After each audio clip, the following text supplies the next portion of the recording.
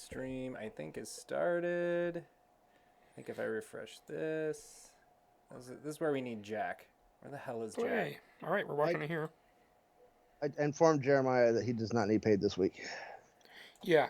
We're not paying Jack this week, We're not paying Jack this week? No. I don't know how to find it. Where do you find it at? God damn it, Jack. Do a Google. Go to... Right, Ahmed's So go to videos. Yeah, and it should be right there, playing right there. Yay, I found it. I don't even need Jack. This is the best part of the podcast right now. Just smack talking Jack. Top chat. No. Live chat, right? Yes. Live chat? Is there just FYI, I cannot read the chat from here. That's why I also have it up on my phone, because I don't have my glasses on. Oh, hey, that would be a good idea. Sign into chat. Really? Don't worry about it. I don't really care. I'm not going to chat back. I will comment on the video. Yeah. Okay, here we go. Let's get this show on the road. Oh, where are we at? Okay, intro video. We're rolling. Hey, the two of us are on the road. Ladies and gentlemen, put your hands together for Nerdbuzzed. Nerdbuzzed doesn't condone the consumption of There's alcohol no by any shame. persons under the age of 21. we Please drink responsibly. Okay, you got to turn that down. All right, welcome to Nerdbuzzed, the podcast where we talk about all the nerdy stuff that we care about and drink a cool frosty brew while we're doing it. I'm your host, Marcus Ellinger. With me every single episode, Jeremiah Johnson. and also we can't get rid of him. He's back. Whoops, that corner. He's back. Gary Tell Webb. everybody who, right, because they don't know. Yes. Also, we have The lovingly called him the Oracle. Yes. What's up, Dad? It's his new name. You just giving shout outs to your family? No, Dad's in the chat. Oh, Yeah, nice. he just joined. All right, see, I can't see it. You guys are in charge of the chatting, I guess. All right. I'm trying my best here, but you know what? I need Jack. I hate to say it. It's a sad day. Okay, to admit that. I'm just gonna get rid of that. There we go. Cleaned up my screen. Okay, so we have a big episode today. This has been something in the making ever since my childhood that I have wanted to see forever. And we finally got to see it yesterday. I'm sure you guys watched it. The new Sonic the Hedgehog trailer. Yep. Oh, Right? yes. He was blazing fast. I don't know. That says something about Avengers. All right, we can talk about Avengers End Game instead, I guess. That was pretty cheesy, dude. You're trying. I just thought we should talk for like 3 hours about the new Sonic trailer Oh, we should. because it was so good. Totally should. I was gonna say Avengers End Game is the movie of the year already, but everything's on hold now after seeing the Sonic trailer. So we are going to discuss Avengers End Game. Nobody has seen it as many times as Gary, I think, in the history of anybody that has seen it. I don't think people that are on it. I don't think know the if that's Russo accurate. brothers have seen it. Yeah, I was saying in people in the any editing of room these- probably haven't yeah. seen it as many times in three. So we are going to talk about it. We are going to try to start out being spoiler free. So feel free to just listen in. We'll try to keep any big spoilers out of the way, and then we'll definitely give you a notice. We're going to start just diving into spoilers. So Yes. That may hopefully be why plenty of I'm warning. quiet for a while. Yeah. Well, I definitely think there is some things we can say without diving into yes. spoilers, just as pure fans of the MCU for 11 years. So, but before we do all that, I have not drank any beer yet today. No. And it's one of my favorite things to do. So, Jeremiah, please tell everybody what we're going to drink. Well, we're going back to one we've had before, but I just couldn't not get it for this movie's theme, and Infinity War ties in with it as well. But Yeah. A lot of arrogance. we have the arrogant bastard, so from Stone. So yeah, that's what we're doing. It is one of my favorites, actually. It is. It's a really nice, just kind of middle of the road beer, right? It's not too heavy. It's not too light. It's got some good flavors. It's not Yeah, but- overbearing with its flavors, really. It's got a decent Don't number. get too into it though, because doesn't last long, and we've got other ones to fit the themes. Nice. You're going to get me sauced. You're going to tell us a story with your beers? That's We are. Nice. We're going to try. We're going to try our best here. So we're starting out with At pure the end, I'll arrogance, compare you guys to like the every Russos. show. All right, there we Nice. go. So, tell the nerds. Through all the fuzz. Bottoms up. Thumbs up. Let's get nerdbuzzed.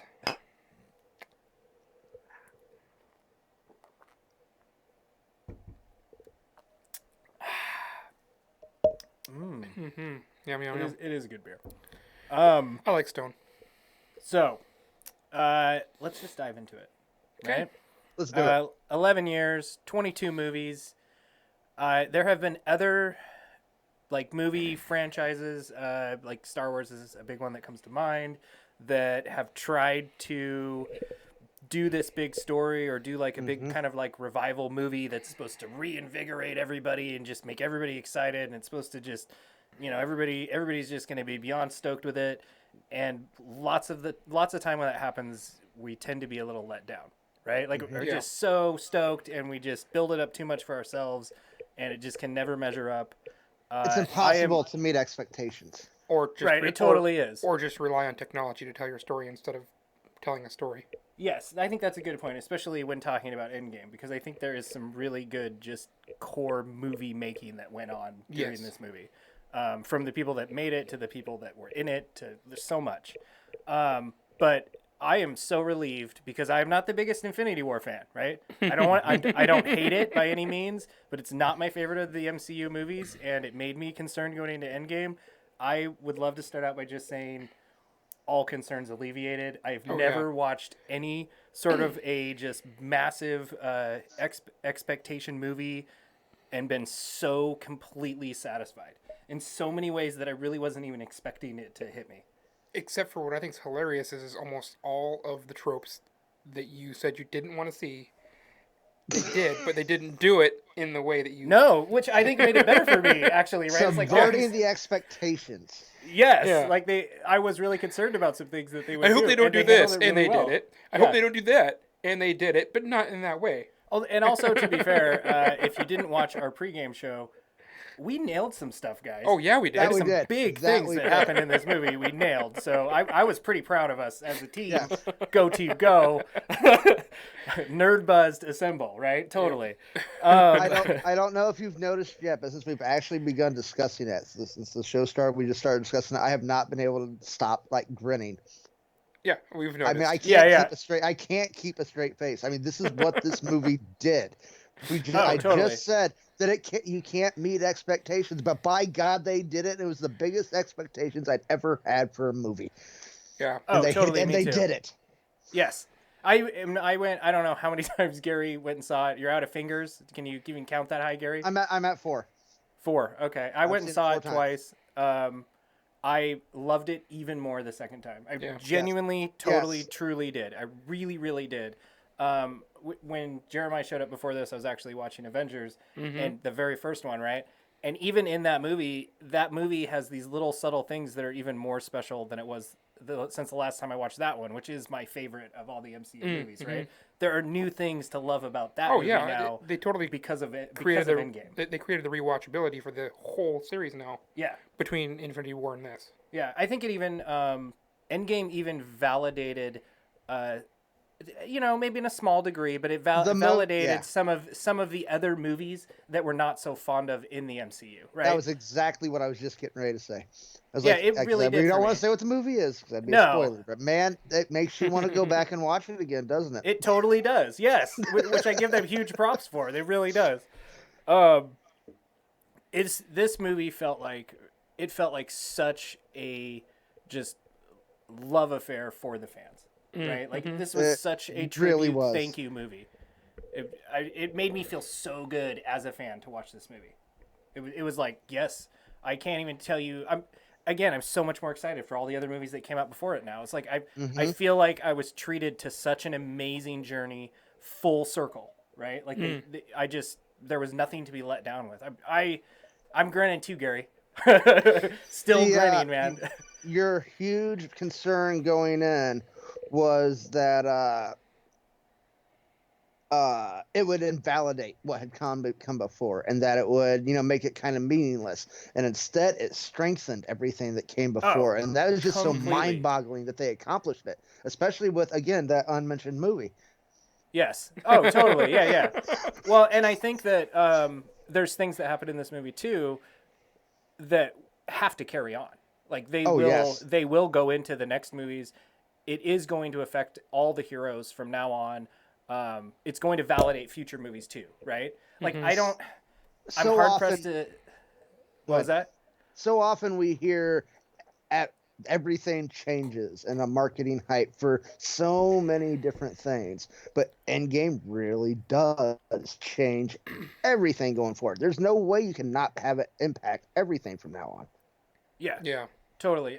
And I guess like maybe that's why I was really concerned going into Endgame because of how I felt about Infinity War, right? Like I was thinking it was going to be in Infinity War more directly Infinity War Part 2, right? Like it was going to feel like that same movie. It was going to be this kind of fluff fest of a movie, which is great for Infinity War, but Endgame to me doesn't seem as like fluffed up. Like everything in there is really important, and every little, even just some of the really teeny scenes in that movie, they matter so much. And in Infinity War, at least for me, I didn't get that out of it, right? Well, you and I have discussed Infinity War, I think, at least twice at this point. And the thing I've been trying to get you to, what it affected how I felt about it as opposed to you was all the fluff in Infinity War. They did that because everybody wanted to see those interactions, those moments that really didn't matter. But they got them all out of the way so they could have the more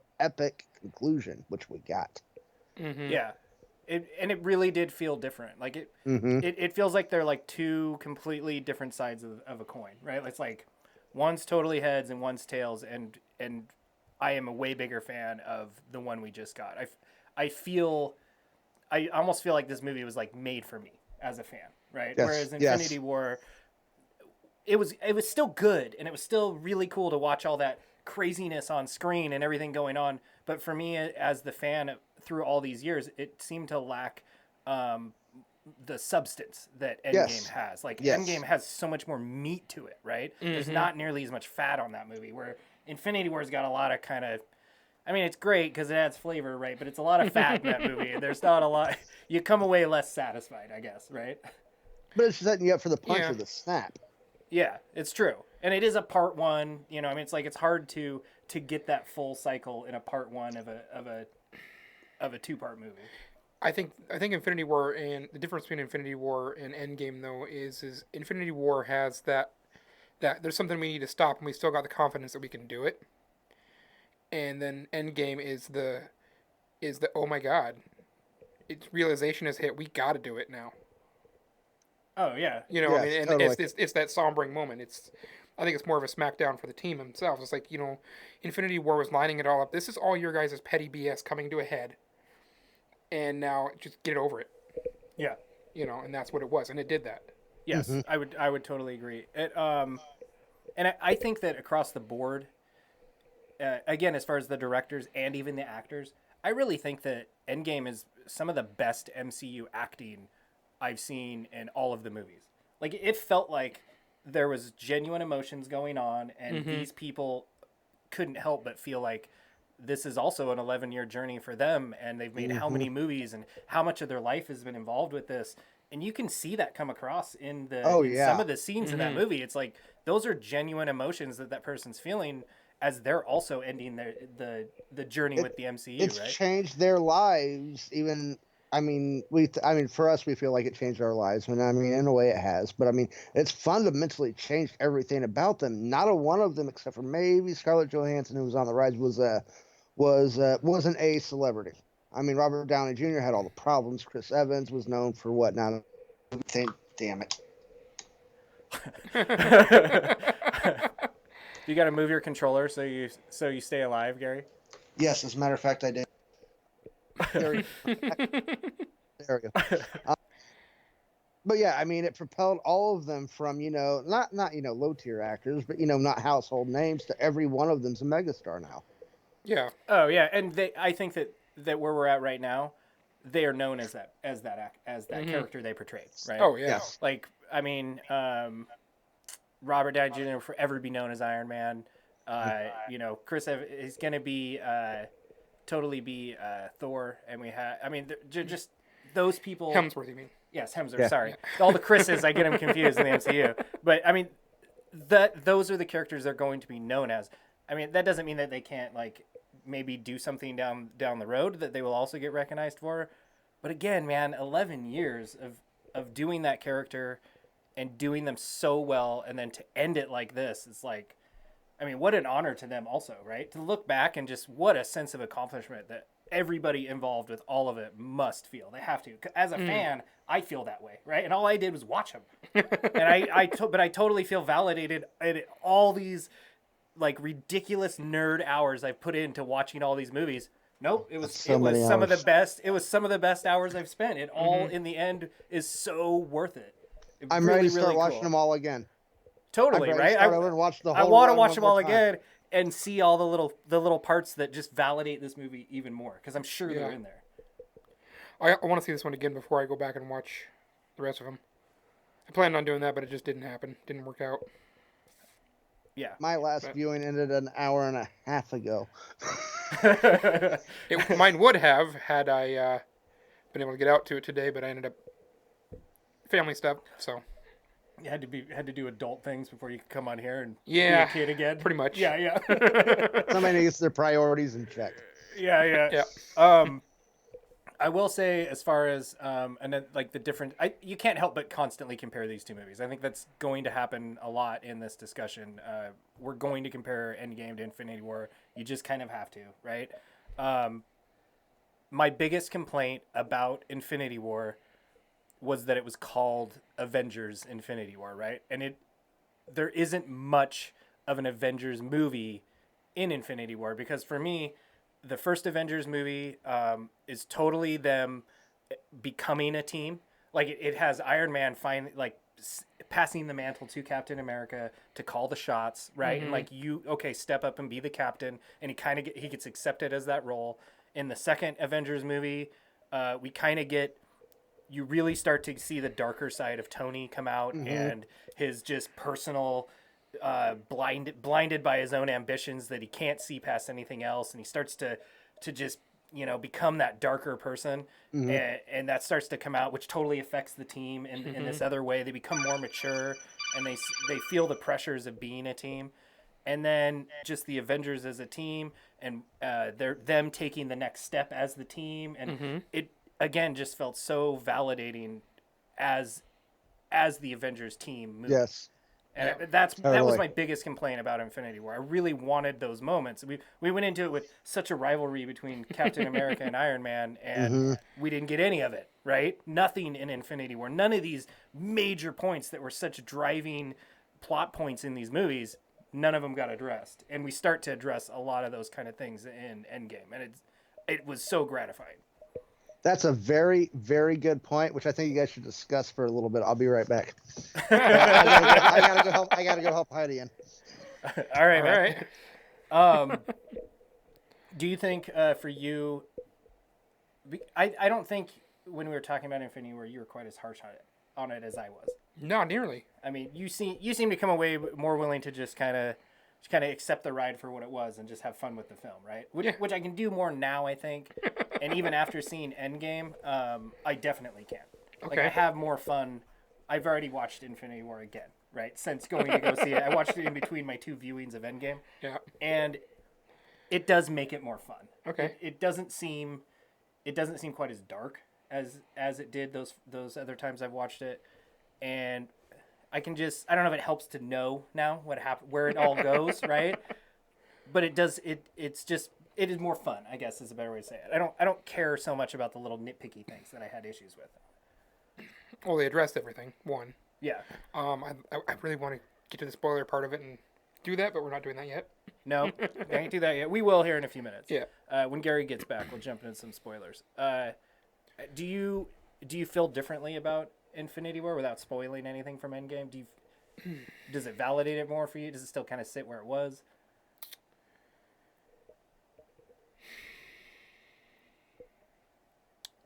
Wow, some deep thought on that. It sits about...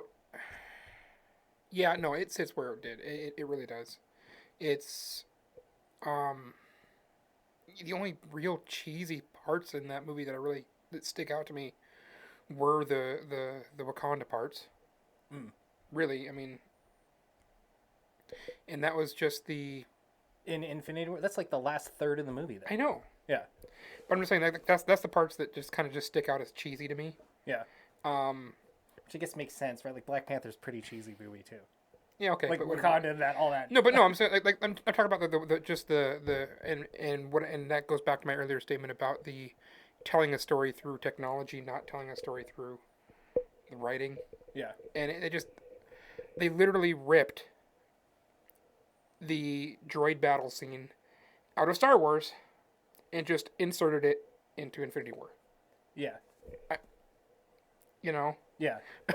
Well, and they really, like I would say Infinity War had those moments in it. I mean, that's my only regret in Infinity War is that. It really is. Yeah, well, and like it also, I think they both have real tropey kind of things that happen in them, right? They do. Well, But you're okay, look at the genre you're in. yes, You're going to.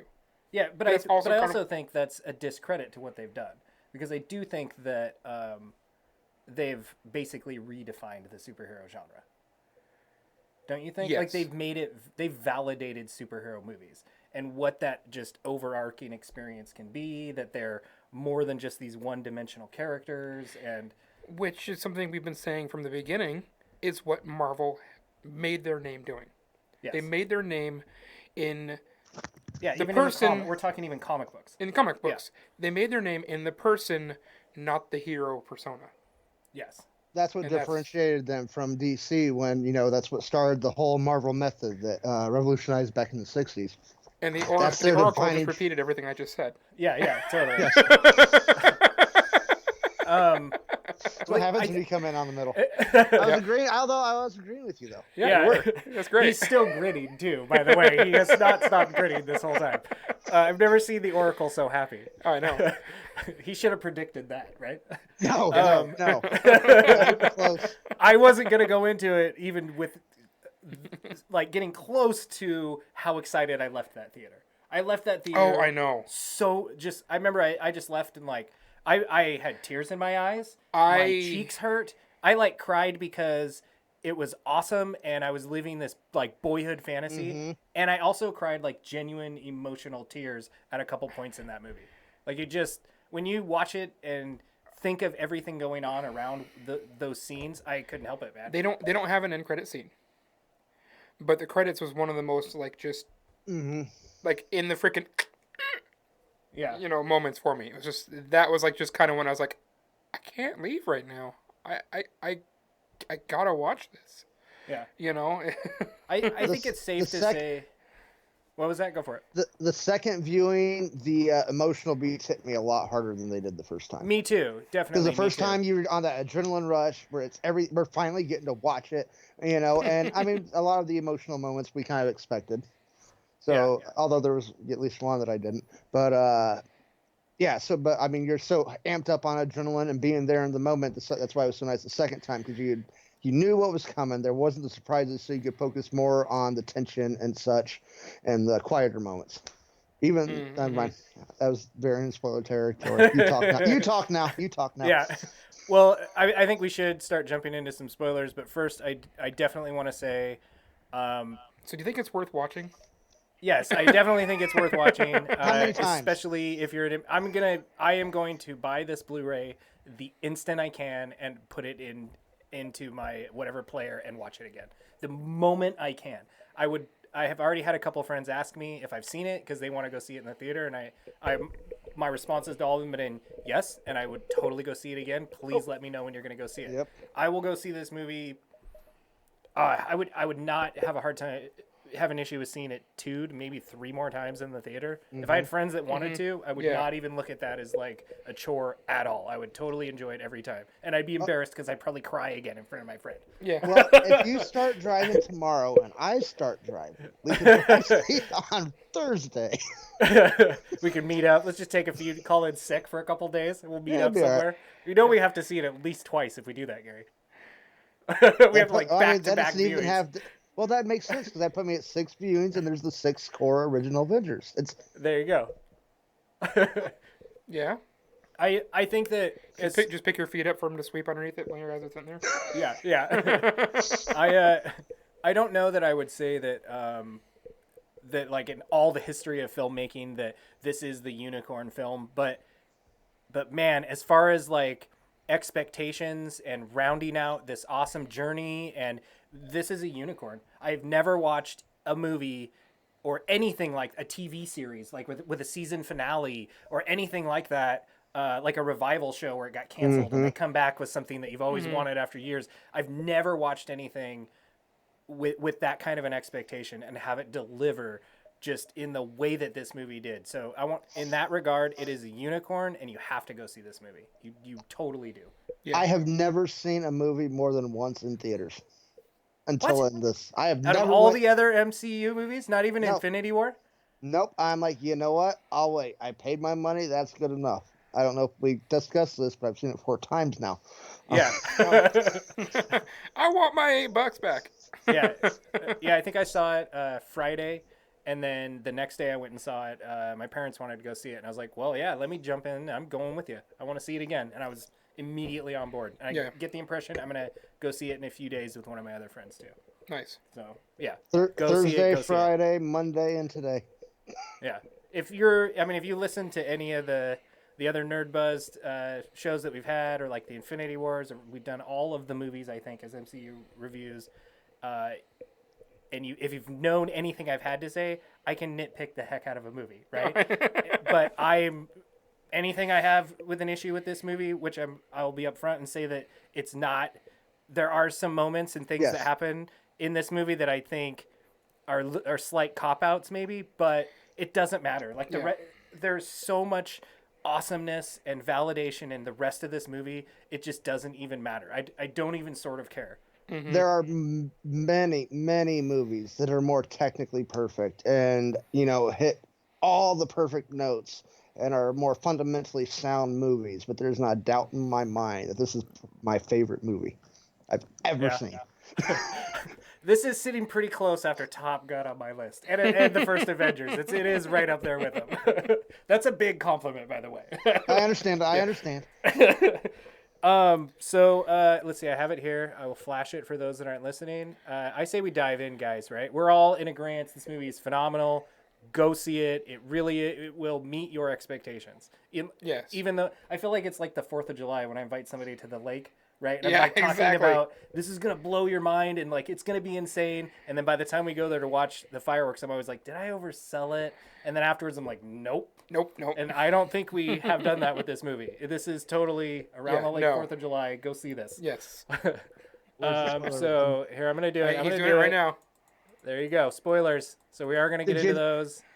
Did you notice Brody crawling around because he couldn't walk? I told you he should have been the one we sacrificed.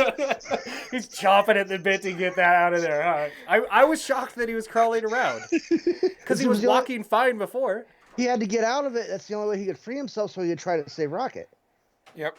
Who was trapped, but he walked around like when they were having their meeting in the very beginning before they even took off. He still had the little light things on his pants. He was still walking around. Yeah, but then the damage, and as he fell, and then the rubble that originally fell on him, he had to free himself from the robotics in order to get out because the robotics were trapped. Oh, that's why. Like his robotic underwear. He had to get rid of the. Yes. Oh, I didn't notice that little detail. Get himself, because he didn't have the upper body on, so he couldn't shift the rubble. Yeah. Mm-hmm. That makes sense. You nailed that, Gary. Yes. We'll give it to you. You nailed it. Yep. Do you? Let's see. One thing, okay, I have this massive list. I know Gary has several pages of stuff that he also wants to talk about. One of the things we mentioned, which just happens to be first on my list, is that we did say, one of the things I said is don't go back in time, right? Don't go back in time. Don't go back in time and like wipe a clean slate and just like it's a dream sequence. And they totally did go back in time. Yeah. But I have to say, I've never seen that handled so well. Yes. Right? Like, really did. There was no clean slate wiping of any kind when they did that. It was more about going back in time and bringing something from there to the present than it was going back in time and altering things so it changed their timeline so it like never happened, right? You can't change your timeline. Everything that they did there, that started off a new diverging timeline. So now we've got the multiverse, which is where I think they're going to go with What If. Oh, yeah, no, that'd be cool. That would be cool. maybe even get some of those actors in there to play some character. Like if it's kind of like a, I would love for the What If to be like a Black Mirror or like a Twilight Zone kind of thing, almost where it's like they don't need to be like connected to each other in any way. They can just be their own little one-off episodes that can just end with a weird random ending that doesn't even need to be like super satisfying. We just got to see the What If part, right? I'm totally cool with that. So I'll be right back. Okay. Are you going pee? No. Oh, you getting more beer? Yeah. Okay, that's also acceptable. So you can go pee in a little bit, right? Well, I will probably. I think it'll be like the second or third time on this series. Yeah. It's cool. I made up for the rest. I got your back, buddy. Yep. One of the other scenes in it, and again, just happens to be next on my. Not that we can't talk about time travel anymore. Oh no. But and I'm sure we're gonna jump around a lot of stuff. There's a lot of things to dive into. But I really enjoyed in the beginning, before it does not the time travel, but the time jump, the 5-year jump. Yes. When Captain America is sitting down with just, average Joes, no pun intended there, and he's just talking like in a therapy session, right? Yes. And I actually really loved that scene, even though it's probably the only real scene in the movie that addresses that there are other people in the world besides superheroes. But it does at least do that for that little moment. And I really enjoyed how they at least addressed that a little bit. That was one of the things in our pregame that I was hoping it would impact the civilian people in the world too. And at least in that little scene, we got a taste of that, right? I wish there would have been a little more, but it was cool to see that part acknowledged. We had 2 cameos in that scene. Joe Russo is the homosexual guy who went out on the date that's talking to Cap, and then the bald guy sitting there that pops up with a question for him. That's Jim Starlin, the guy who created Thanos, wrote the Infinity Gauntlet, and the whole trilogy. Yeah, nice. What a way for him to put his kind of like seal of approval, right? Yes. That's pretty cool. Nice. I did read like an interview with him about it, and I mean he praised it too, and even it was interesting to hear him talk about how when they first came up with Thanos, it wasn't the character that we know today. Oh, and no. He also grew in the comics into the like mad titan, just forced to be reckoned with guy. He was not around that before. on a purple and gold Thanos copter. Awesome. Everybody had a copter, right? That was like I mean, that was... the 70s. I mean, Batman hit it big with the Batcopter, and everybody else had to follow suit. Yeah, but, right. Plus, that was like this cutting edge technology. So I mean, come on, right? That was the future at that time. So, yes, we got into the time travel right away. Oh, nice. That's why you got it. I had to go get the beer, and I was out of beer anyway, so it works. I mean, totally works. But we're doing the time travel, so it's vortex, or as I'm going to read it, vertex. Nice. Okay. Do you get the correlations here? Yes. Okay, thank you. It's a stretch, but okay, I get it. We already talked about Vertex. How's that a stretch? I mean, that totally diverging timelines, multiverse. But it's not vertex; it's vortex. You're changing what the item's called. That's no, it's not. No, it's not. He's gonna go back in time, Gary. Talk them into changing it too. It's a hop cone. That will not change our vortex beer here. That'll just create a divergent timeline with the vertex beer. It won't change for us. It's a hop cone, Gary. You can read it however you want. It's like tea leaves. Okay. All right. I'll Let's see. We did mention that there's no end credit scene at the end of this movie, and there is the like metal sound. Yeah, the right. Iron Man Which, Ford. like we assume that's what it is, right? I think that is confirmed. That is confirmed such a by nice. The Russos. Oh, okay. It is such a nice way to just, again, I mean, paying tribute to what Robert Downey Jr. has done. It's through what this started whole it. thing. It made sense that's how it ended. Yeah, totally. I do have a breakdown of like each character, and I would like to dive into that. I do have a list of some just general stuff before it. Please feel free to interrupt me with anything you guys have. I was like, I'm step by step, scene by scene, time by time. I got it. Whatever you need, man, I got it. Yeah. But I also like that there's no end credit scene because I think it does signify that it's a clean break. Okay, so yes, it signifies it as a clean break, but the way they did their credits with the full card for each character, well, not every character, but for the main characters, a full card for the main characters with the actor's signature on it, like Star Trek 6. Exactly. And the way they did that was just so... It seriously brought closure to the whole thing right there, just that. Oh, yeah, for sure. That was part of that, like, emotional... Like, I felt very emotional at the end of it, and it was just like, I have been on this crazy, awesome ride, and one of the best parts just happened, and now it's over. Right? Like, it's seriously over. It has ended. It'll continue, and it'll be something new now, but what we knew it as... No, it'll never be the same. We will never have all those actors together in the way that they were in that movie. It just isn't ever going to happen again. And it got me going, man, at the end of the movie. It did. I couldn't help it. Yeah. Okay, no, I'm not really crying. Sure, Gary. But yeah, no, dude. I mean, it totally is. And, I think back to 2008 when I'm like Iron Man. And, most people didn't really care much for Iron Man, but I had a bit of a thing. It's like, man, this is going to be so awesome. Never dreaming where it would take us. Oh, totally. Well, and I think for people that were like us that grew up, I already knew who Iron Man was. I never thought I would get an Iron Man movie. Yeah. But when they did Iron Man, they did him so well, like learning to be Iron Man, and like just in that one film, Tony grows so much. Even like as him, like as the guy that quits selling weapons as an arm dealer to like personally as a human, but also just as Iron Man, right? Like he goes from his garbage can iron suit to this crazy sleek whatever tech thing, and he keeps doing that through all the movies. But even in that one movie, there's such a transition in Tony. I was a huge fan of that right away. I was like, they really struck a lot of really awesome chords with this movie, with that very first one. So what's your favorite suit? Oh my God, my favorite suit? I do have a real soft spot for the clunky garbage can suit because I remember that in the comics, right? Like I was like, they're never going to do that. But even the way they paid tribute to that in the movie is so great, and I do really love that. His main suit in Iron Man 1 for me, because when I think of Iron Man, that's the, where they got the yellow Rex, he's got so many different variations of how he's got them painted. That's what I think of when I think of Iron Man. Yeah, me too. That look.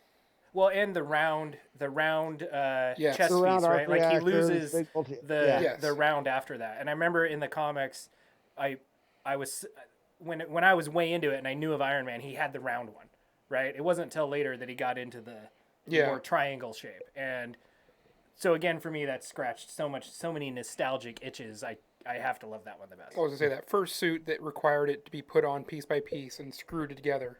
Yeah. Was my favorite. Yes. Where he's just standing there and it's just building it around him. That was awesome. Yeah. No, I totally agree. Okay, so next on that count, what's your favorite cop out suit? Or not cop out. What's your least favorite? Suitcase one? Yeah, that's the one that I hated. That briefcase suit. The briefcase suit. I hated it. Inspector Gadget suit or whatever that he had there. Yeah. Oh yeah. I did not like that one. See, I think, because there's something of a precedent for that in the comics. I think the one I liked the least, and it's simply because of the way it was painted. It just looked off to me. I think it was Iron Man 3. Okay. The Mark 42. I don't think I like that one. I'm pretty sure it was Iron Man 3. The one that goes together on him while he's flying. Yeah, which is fine, but there's something about the way it was painted. I didn't care for it. That's what set me off. I'm big on the aesthetics. It also seems like mid-tech, right? Yeah. Where it's like he had to wear the wrist things to get it to connect and do all of his stuff. Before that, it was nothing like that. And then by the end, it's like this nano thing. So it seems like that middle tech where we're not quite there, but I'm going to try to make it work. It's like a flip phone. The very start of the nano, the very first time we see the nano suit, I hated it. Yeah. But by the end, when he's getting the beat down with Thanos there, and he's like redirecting parts of the suit to build other parts, I'm like, okay, this is pretty cool. Yeah, it would shift over his body. Yes. Yeah, that was. I was like, okay, okay, it's a finite. And it plays a very pivotal part in Endgame. Yes, it does. Yeah. Yes, it does. But I'm just saying though, just the way they did it is I like that. I really like that a lot. But I want to like that one the best. But I still like the first one that he did after the trash can one. Yeah. I mean, I think I'm kind of that. I'm a sucker that way for that type of nostalgia anyway, right? Like my favorite Spider-Man is I want classic red and blue, right? Like I don't want the weird hybrid suits that he does all in between. I don't even want all the gizmos and gadgets. I just want him to have his regular suits. Put the little armpit web wings in it if you want. That's awesome. But I'm a big sucker for when they make the people look just like they do right out of the comic books. That's my favorite. Very valid point, but come on, dude. Insta kill mode's pretty damn awesome. Yeah, it was cool, and I actually have thoughts about that and how that could like affect him down the road, right? Because that was always something that was so taboo, and he just was like, "No, turn off instant kill. What are you talking about? I'm not that person." And so even though that is such a small part of this movie, I could see that moment having great implications. Oh, totally, right? Like that is him making a decision to kill, basically, right? Like I need, like, oh crap, I'm gonna die. Yes, kill everything around me, which is completely opposite of the way he thought before that little moment in the movie. It's such a small part, but I could see that really mattering in the future. I hope it does. I really do.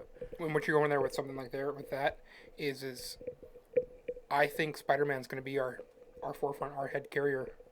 You think so? I think so. Just in the way that Tony got his start, and the way that he's been leading it and what's going on, and then just the fact that they made Tony his mentor. Yeah.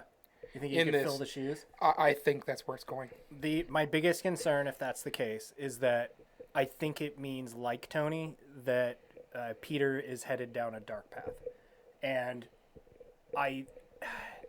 that's one of the biggest things that bugged me about Iron Man. Like, it's awesome how full circle he came, but I grew to love Captain America, right? Like, I hated him. By the end, I love him. He is one of my absolute favorite Avengers.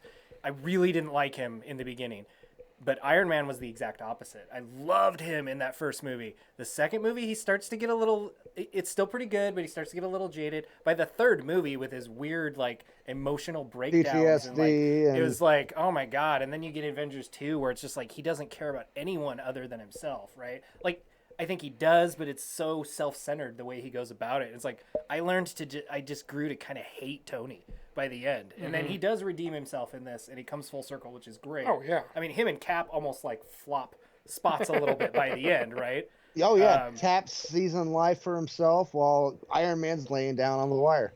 Yeah, right? Like, that's the opposite role that they've played up until this movie. And they both learned that from the other. Yeah. Yep. Which is so cool, man. It's so cool that you can watch that journey. We talked about it last episode, but how Iron Man, part of the reason why you'd started to kind of resent Iron Man was because, he'd been in such a holding pattern. He hadn't moved past his, the darkness that, started to come out. And he was still moved on. And he moved so far throughout the course of Endgame. Well, and even so, if we talk about that rivalry that happened and them kind of flopping spots, I love how Endgame doesn't do it in just an instant, right? It's not like that movie starts and they're suddenly buddies. That does not happen that way. They meet, they don't like each other. Iron Man basically says, get lost. I'm happy where I'm at now. I don't want nothing to do with it. And it, like, I bet, what is it? Probably a good 45 minutes into that movie before they're willing to, like, even kind of hash it out and talk it out. An hour maybe. Yeah. Like, they're kind of against each other through the whole thing until then. Even then, right? Which I loved. I loved that it wasn't just this, like, oh yeah, there's this big problem. Let's just get over our differences and we'll get along. Forget. To be fair, Cap doesn't have a problem with Tony.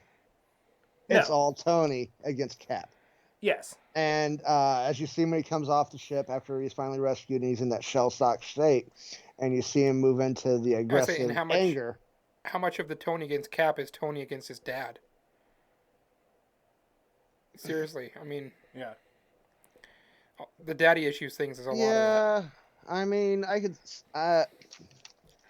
maybe. I mean, he's going to his notes. Seriously. That was what came to mind as soon as I walked into Marcus's today, because he had Avengers on, and that was one of the comments they were making on there, is that's the guy my dad's talking about? Yeah. Couldn't shut up about? Yeah, it's like, it's totally, that was a seed that was planted from the beginning. Oh, definitely. And they nailed it. Yeah. Did you guys at all? Because I kind of, when I saw it the first time, And all the Winter Soldier stuff is based on that part of it. Oh yeah. It's like it's that's the part that they're really trying to drive home. So Yeah. And they just totally make up for it right there with the kids thing. Yeah. Well, and they have that moment with like the real handshake where Tony says, "I can't actually fix this, and I've figured out how to deal with the time travel thing." Yeah. And he basically looks at Captain America and he says, "Do you trust me?" And then that's when they shake hands and he says, "Yes, I do." And it's like that's their moment to like settle their differences, but that doesn't happen scene 1, and I loved it for that. I did not. It doesn't even happen. It doesn't even happen when they first actually reunite. No, not at all. That's when they're back in the past, getting ready to jump to the 70s. So I mean, they've already gone through a bit before they even get that.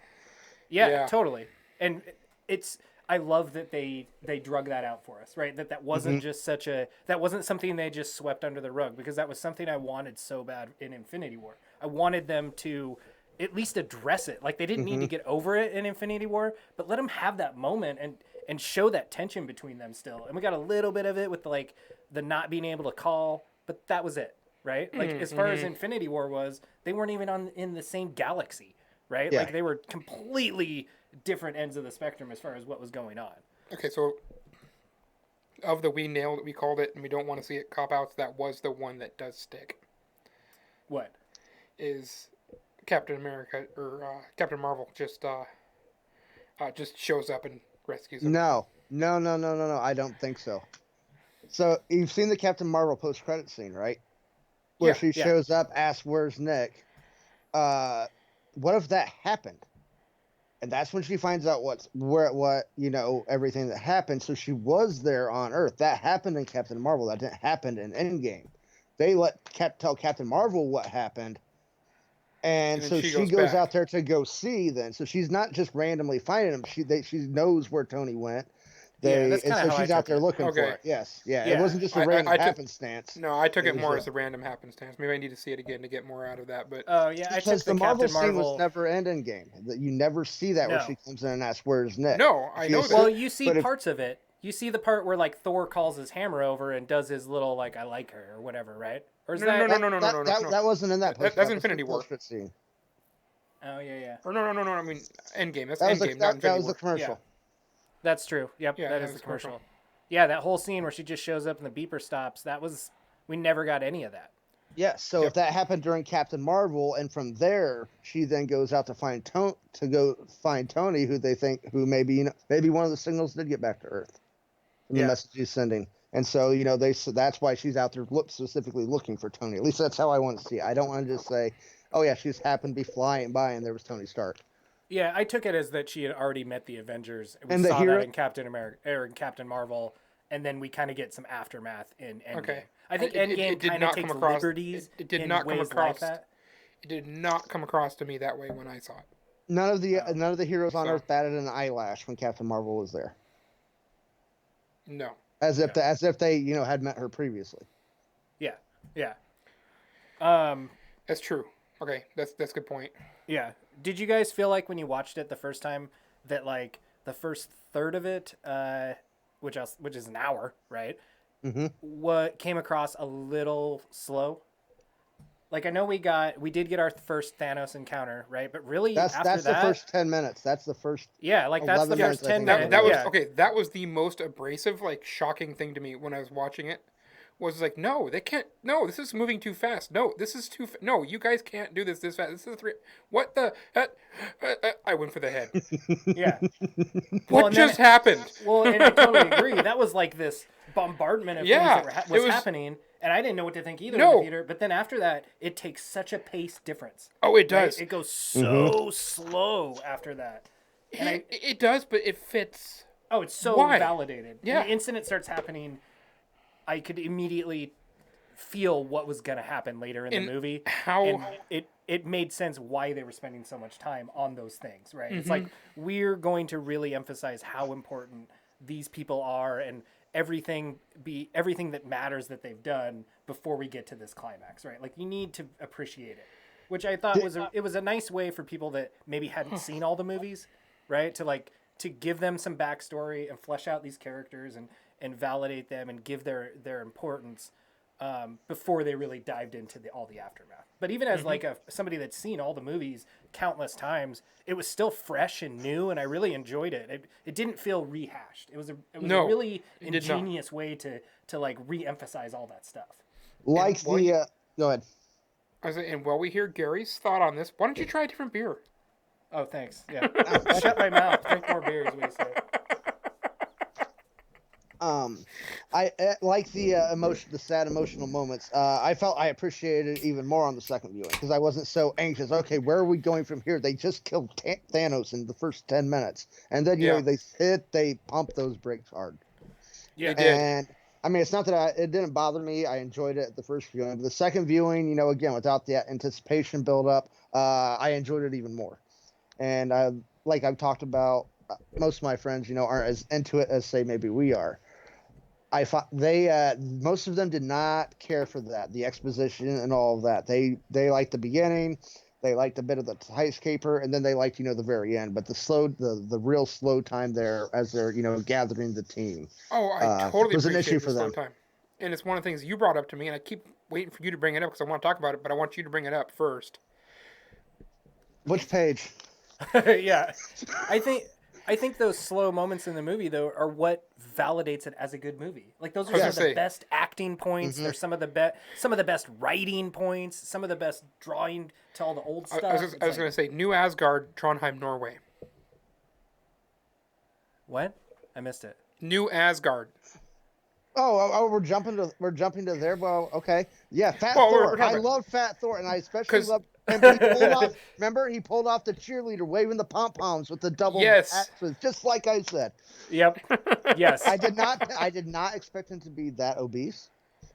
I did not expect him to be that obese. Every single time he pops up on screen, dude.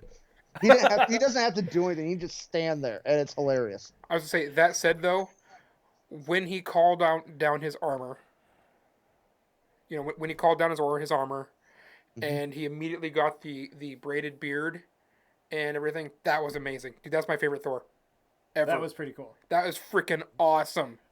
I love that I have so many favorite Thors, right? Like, he's so good at reinventing himself in these movies. Like, he just plays such a different character in all the movies. It's so... I give him so much props as one of the characters. And I'm really glad we didn't lose him. But I say, as far as like you're talking about, when we slowed down and everything that happens, and they go meet him there, that was one of my favorite parts of the whole movie. Thor is just meeting in the truck, in the back of the truck, all crunched up like this. He's super huge. There's little rockets in there. And the thing keeps bouncing its ass on the ground. You see the sparks shooting up because Hulk's stupid. Yeah. That was pretty good. That was. That was great. But no, just the whole meeting him for the first time. And you see Valkyrie there and everything else, and she's like, yeah, his supply, and you know exactly what you're going to get. As soon as you see that pile of kegs sitting there, you know exactly what it's going to be, and they deliver in spades. Oh, yeah. And I love that even when you first see him, it's classic Hemsworth with no shirt. Yeah. But it's not what the ladies wanted, right? Like, I loved it, though. I love that you still get it. It's just it's not what we wanted. Put the shirt on, dude. It's like so much of the movie. It's what we wanted, but not what we expected. Totally. And the most important thing, we know Fortnite is still going strong in 5 years from now. Yeah, right? Yeah. Korg. I think they negotiated a deal from that one. They just didn't steal it this time, at least, which is nice for Fortnite to, change up their formula a little bit. I even thought, there's that minor scene in the movie, but again, I think there's so many little scenes in this movie that just speak to the journey of not even so much the MCU, but just what has happened for superhero movies over the past 11 years. And I kind of think one of the big things has been that we need more female heroes, right? And that's been a real big topic, and a lot of people have been very vocal about how important that is to them. I think that's very important.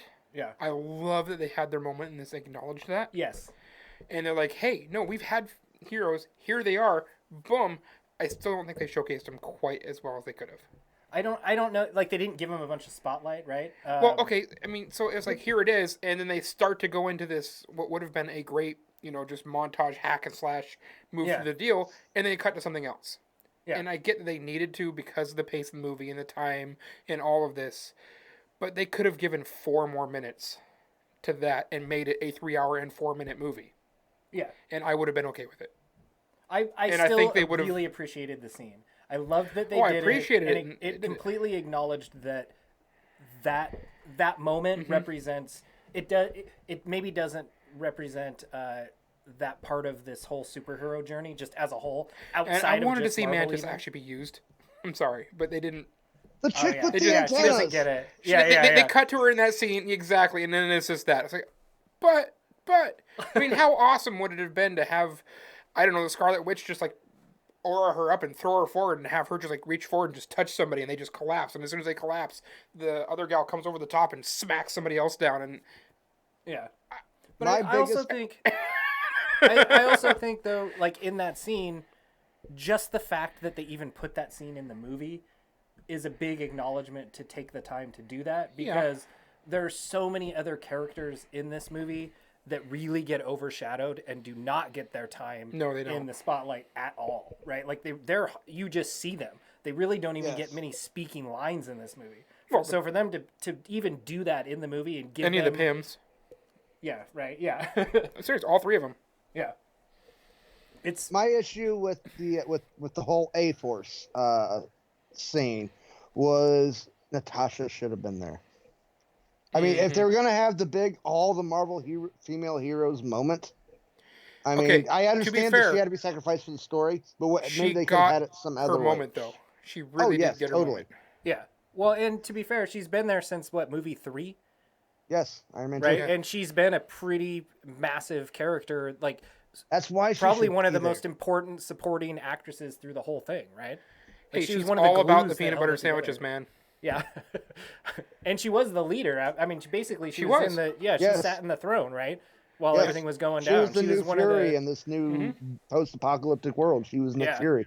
What was you gonna say? Well, I would say she had more screen time than all the other gals got in theirs in just the peanut butter sandwich scene.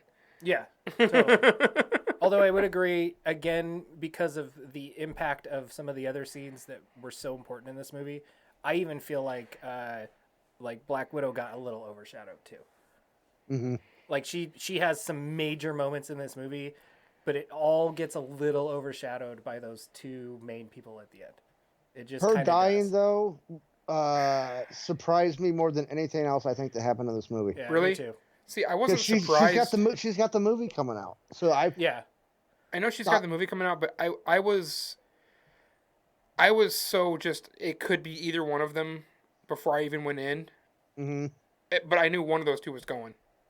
It was going to be, and as soon as they said that those 2 were going to team up and do that, to go for the Soul Stone, I'm like, okay, I know it's going to be one of them, and I've got valid reasons as to why it could be either, and they're going to fight it out. I know they're going to fight it out for who's going to sacrifice themselves, and they did. They followed that trope. They did it. Again, I thought Hawkeye was going to win, though. What was that? I said I thought Hawkeye was going to win, though, and be the one to actually die. Yeah, well, once again, I think I went into it with more of the I like same way I went with the Infinity War of like they're going to do some stuff, and this is what it's going to be. I'm not going to be holding out for either. And I was not surprised at all when it was Natasha. And I think the biggest reason is Hawkeye had a family, and before he went in, I'm like, it has to be Hawkeye because he's got the family. Yeah, it survives. So, and that's what they stuck with. What did you guys think of Ronan? Again, I feel like he got overshadowed. It was so brief. It was like such a tease, right? It was. I wanted to see more of that. Yeah, there were a lot of things in this movie. I think one thing that they failed to do from what they were trying to do is they were trying to say he went down a dark path. Mm-hmm. and that's why he was doing the Ronin. And I think that's the one. I think that's the failure of the film right there. Is that they failed to get that part across. It's like if you wouldn't have thought it as I'm going down this super dark path if they didn't verbally say that. Yeah. Oh, I think this movie easily could have been another hour long, right? To like flesh out all those things, like easily. I was just gonna say, I think they could have made this movie 2 hours longer, and I would have been happy watching it all. Yeah. But they wouldn't have been able to make $1.2 billion opening weekend. Right. Just not enough time in the day. Yeah. That's true, right? You're missing out on like a show, a half a showing if we do that. Well, I think we're kind of already doing it anyway. So let's run through some characters. Do we want to start with the big heavy hitter first? Do we want to just go let's just do it character by character. Let's do it. Let's go Iron Man first. Oh, right? I thought we were going with the rat that freed Ant-Man. Yeah. Without him, nothing happens. Yeah, you want to talk about happenstance, right? Like, just come on. Well, it's because the other 14 million alternatives, that rat didn't do that particular dance. Yeah, right. That was the one difference. Yes. So if we start first, let's start with Iron Man. So, is it the rat that actually activated it, or did it just the rat running across when it activated to come? The rat triggered it. The rat triggered it. Yeah. I wasn't sure if the rat was what triggered it when I saw it. I'd have to see it a second time. Because if you watch it as it goes... And the batteries were still good after 5 years, right? Maybe they're quantum batteries, so they're like little teeny but full of juice. I just plugged in an SNES cartridge. Yeah. And my old save is still on it. Oh, okay. Okay? So it could have worked. That was 20 plus years ago, dude. Is there a chance that a rat might have gone across it? Because we have to consider that factor. Oh, dude, it was out in the shed. I don't want to ruin your dream, but that was 30 years ago, man. Yeah. Not to make us feel old or anything, but yeah, you're talking 30 years ago now. Okay, whatever. Thanks, man. So you see how much even better those batteries are? It's those Magnavox batteries, man. Yeah. Dude, it was. Magnavox is the battery that...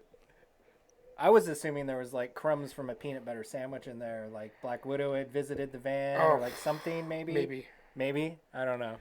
I mean, there might have been like a peanut butter smear on the cartridge itself from like eating a peanut butter sandwich when I went to go change cartridge, you know? Yeah. Which is not the case, dude. I'm such an anal bastard about making sure my controllers are not that greasy feeling. Which my controller right now has that greasy feeling. I don't know where it picked it up, and it's bugging the shit out of me. I agree. I hate that too. Especially when you lent it to someone and they give it back. Oh, I know. I hate that. Like we were doing couch play and like you get it back and it's like... Yeah. It's already warm and sweaty without you eating grease. Okay. Yeah, exactly. That's fat Thor talk right there. Yeah, right. Oh my god. He made me look skinny, and that's an achievement right there. Yeah. Because I ain't. I love the Lebowski comment because he was so Lebowski in that movie, right? I loved that. I love that Iron Man got so many of those little. Where's the hammer, Lebowski? Yeah. And speaking of Tony and Thor directly, I even loved their tag team moment in the final fight, right? Oh yeah. Yes. Where like they had fought before in the first Avengers movie, the one I just watched, that validates that moment when Thor hits him with the electricity and his AI is like I think it's like 400% is what she says, right? 300 maybe.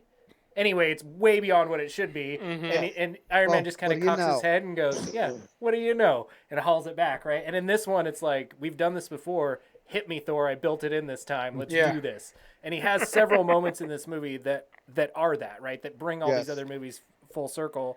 Again, it was really short-lived, and it was just kind of crammed in there. But I even loved the tag team video game action moment of Iron Man and Pepper where they like shot up in the air together and their backs basically hit and they opened up everything and just like full beam spun. Like that's so Zone of the Enders chaos. Like it was so cool, man. It was this little teeny scene that meant so much in this movie, right? It was so good. No, that was the Last Starfighter, the whole that too with the crazy spin. Yeah. So I loved all his tag team moments. we were talking about how Tony, has grown and such. But do you think during the paper football game, do you think Tony let her win to make her feel better? Yes, Is that totally. showing his That's the growth? first thing I thought when that happened. I Yes. was like, I think Tony I did love not that care. she didn't know if she was having fun or not. She had no idea what fun was. She was trying to figure out, are you having fun? yes. I think so. Yes. I kind of felt like that was very reminiscent of that like Iron Man 3 with him and the little boy, right? Yes. It's like it was kind of, again, it was this awesome callback to other things that had happened and him playing that character again, but in such a different way, right? And I mean, I can't even, I could say so many good things about Robert Downey Jr. and just his journey through this whole thing. And in this movie specifically, it was done so well. I mean, forever he will go down in history as Iron Man. I don't care if you get another Iron Man movie He is 30 Iron years Man. from now. Yes. He is Iron Man. He is Iron Man. He said it again right here. Yeah. I am Iron Man. I love right. I love that the first movie ended with that. This movie ends with that. Yep. Right? You get the same thing, but it again in such a different scenario, right? But it's the same impact. This movie is full of that, and it's so good. Yep. That was my next thing actually on the list, was the awesome gauntlet moment of him just hand up, they all swirl in and connect. So cool. Well, and That was my one complaint though about the gauntlet. Is like, no, it's my turn to wear the gauntlet. Thank you. So No. Yeah. Well, he's got to go out with some ego. He's I the know. arrogant bastard. I know. So many people wear the gauntlet. It's just like, Yeah. Well, weren't you No. the one that sent me? You sent me the link to it. That he's one of the only. Is he the only human to He is actually the wear first human in the comic books to ever wield the Infinity Gauntlet, to actually use it. it? Yeah. really? And was he true, right? and he used it to imprison the Hood, which was just a bad guy, and then he quote unquote used the Infinity Stones to wish themselves out of existence. Oh, Which also But kind of happened in this movie. But he was lying. He really didn't. Because he's Tony. Yes, because he's Tony. 'Cause Because he's he's a Tony. son He of a was bitch. lying. Yeah. So the stones are still there. But yeah. Um. But I mean, So it makes sense because the gauntlet that they put the stones into, Tony made. So it was and yeah. Tony's making it. It's the nanotech that he's currently using, which is all completely fluid, which is operated by his system. So he had control of it. So as soon as he grabbed that, he just willed the whole thing to go. It actually made sense the longer I thought about it. First, it bothered me, but I don't even care, to be honest with you. I don't care. I don't care how he did it. I don't care what the reason is to whatever. It was awesome. Oh, it was awesome. I'm not discounting that. I was just That's one of those like little things that somebody might have an issue with it, and it's like, get over it, dude. There were so many like here's I can't even hold up how many good things there were, and like maybe there's a couple little things here, but it's like dust, man. Blow it off. Based on our pregame episode, Yeah. by pitching about Star-Lord, I wanted that to be his damn it, like regain moment, because he is the one that held the Infinity Stone first. Yes, like held that an is Infinity true. Stone first. Yeah. he can't now. He lost the power of the Celestial. That's true. Yes. But Yes. I still wanted him to. Damn it. Yeah. Have that moment. I wanted him to have that moment. And they're talking about, who's going to do it? Thor, Hulk and all this. And it's like, I'm mostly gamma radiation. It's like, I was made for this. Yeah, it totally didn't work. Yeah. Well, I mean, it worked. Well, it did. Do you think we will see Iron Man in any movie to come now? Tony Stark or Iron Man? Either. I would accept either. Will we see a Robert very Downey hard decision. Jr. ever again in an MCU movie, or do you think this is them definitively saying goodbye and he's done? Physically, Robert Downey Jr. will not return. But again, I still say at some point they could do the driver's route. Again, the precedent's there. Yeah. It's happened in the comics, and that would be a way he doesn't have to keep in shape, and he can just do voiceovers. And yeah, so I mean, I wouldn't put it past him somewhere down the road to decide that, yeah, okay, we're going to do that. But I doubt it's anywhere anywhere in the immediate. Wait a minute. Come on, Oracle. Okay, so when Scott gets back to his daughter, who's obviously older now, She's grown. And in the comics, she uses the Ant-Man stuff to become Stature. She joins the Young Avengers along with Kate Bishop, who is a female Hawkeye. Granted, that's not what they call Hawkeye's daughter, who, by the way, was played by one of the Russo's daughters. Yep. Yeah, but I mean, you get her in there. Is that you bring Riri Williams in? And last year there was rumors they were talking about doing a Young Avengers movie. And if they were to do that route, Riri Williams, who is the young Iron Man counterpart, her AI is Tony. Oh, okay. So at least come back in a voice aspect. Yeah. So I mean, I totally see that. Yes. Well, and we did even talk about how. Well, we'll get to that. We'll get to that. One of the big things I think, because he is so important to everything that represents the MCU, and just everything he's done so far, and the movie so clearly speaks to that through this whole thing. I mean, just I don't know what else to do, but as a fan, other than just say thanks. Really. Oh no, dude, that's all we can do. Oh my God, right? So dude, awesome. I clapped in the theater a couple of times for Tony. Yeah, they really did. I mean, so good in when he shook his dad's hand. Yeah, I clapped because that was just that brought so much closure right there. Yes, totally. In fact, that brought so much that brought closure to everything that he had been struggling with. Yeah. Oh, that was a huge part of what his struggles were, right? Yeah. It's I loved that. I mean, in that moment, you got to see him say, "I'm not my dad," because I've met my dad now. But at the same time, my dad was never the guy I thought he was. Yes. Right? Which was so cool that there was all that in that little short scene. So cool, yes. Man. It was awesome. I loved that. That I clapped in that point in time. I was the only person clapped in that point in time. I giggled a lot. That's what I do.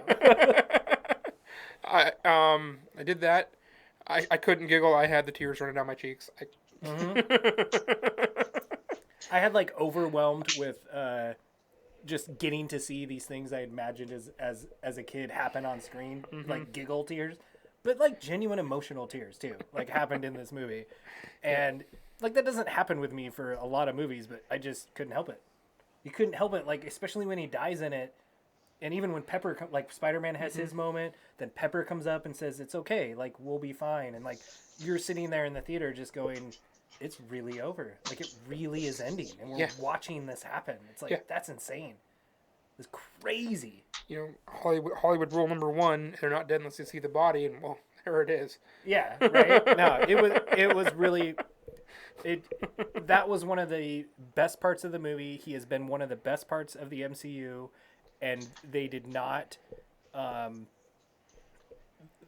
take away from any of that. If anything, it elevated how important he was through the whole thing even more at the end of it. It was such a tribute to him.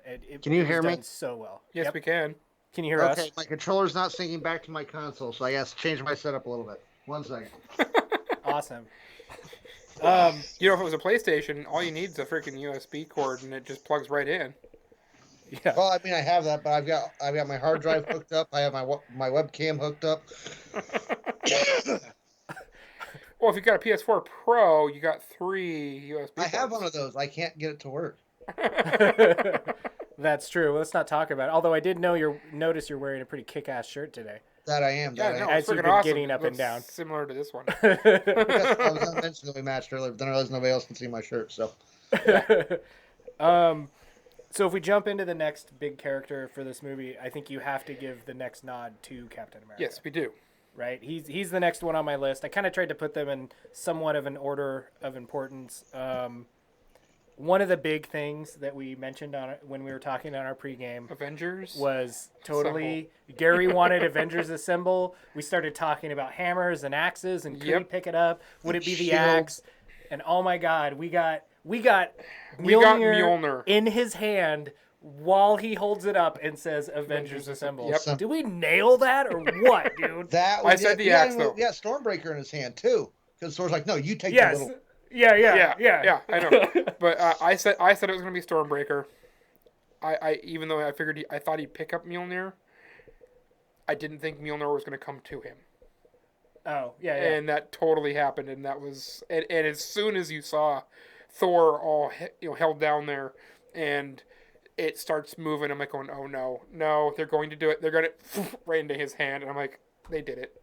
I'm sitting there in the theaters. I've got my friend Carissa sitting beside me, and as soon as I see the hammer land there after Thanos deflects it, I start.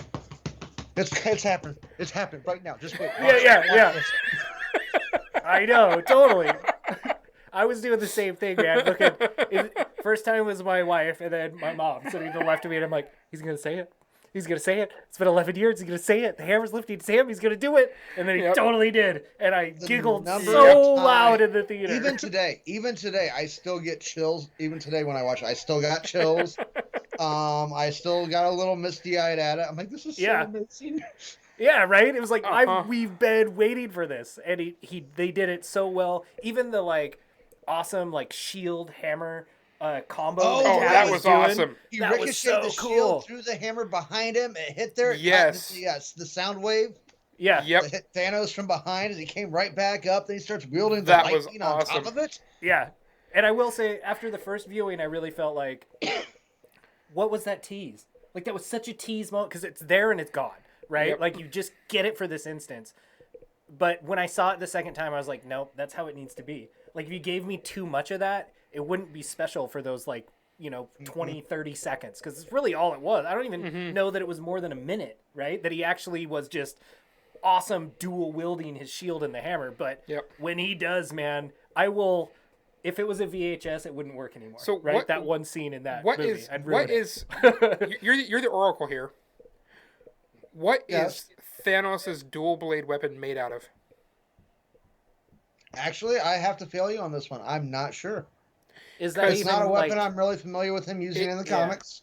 It tore his shield apart. Alien metal with his Hulk-like strength. Yeah, I mean, chopping down on him. But I mean, it just tore his shield apart. Yes. Yeah. Like his shield wasn't even there. It's the strongest substance on Earth. Yeah. Yes. Apparently not the universe, because. Well, clearly, because the stones are even out there. Yeah, but right? that said, though, at work, I mean, I cut titanium, which is so much harder. I cut titanium and stainless with steel. Yeah. But it doesn't do it much. Yeah. I mean, it's so dull when you're done. Yeah. Well, so maybe we didn't really get to see Thanos' blade, but maybe it's got some dings in it. It has to be so tore up. It's got some curled edges or something. Yeah, it's so done. Right. Yeah. It's good thing it's dual bladed, right? It can just flip it over.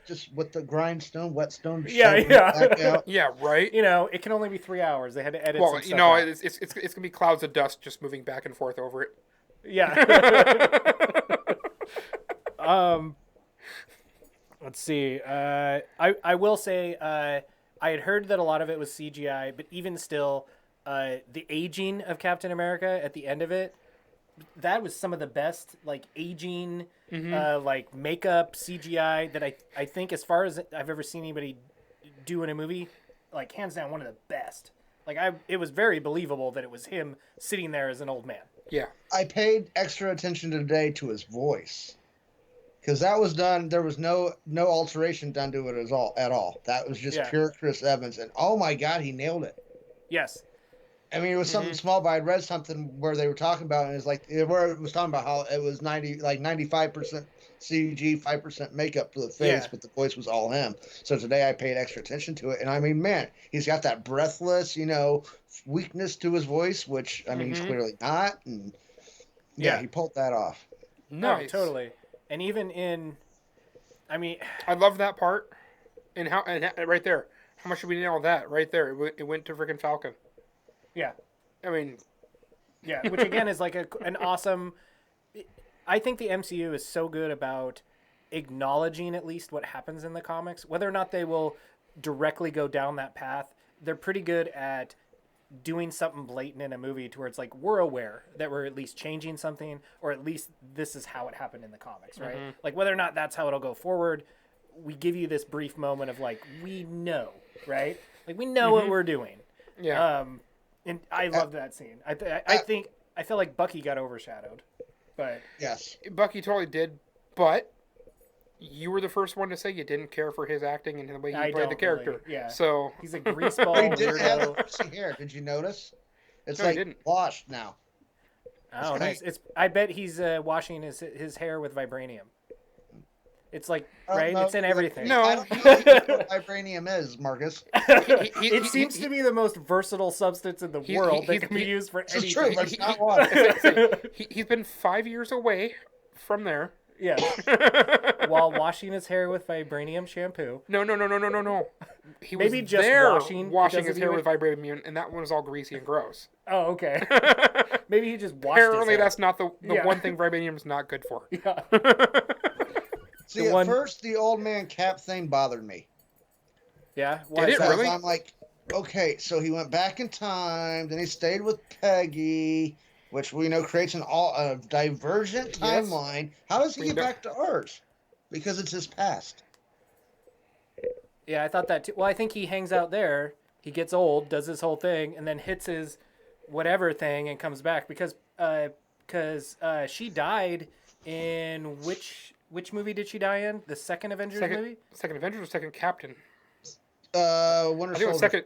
Winter Soldier. Yeah, it was the second Captain So America, she yeah. died before our timeline of all that happening anyway. So Yes. I'm assuming that when he showed up there, she was already dead.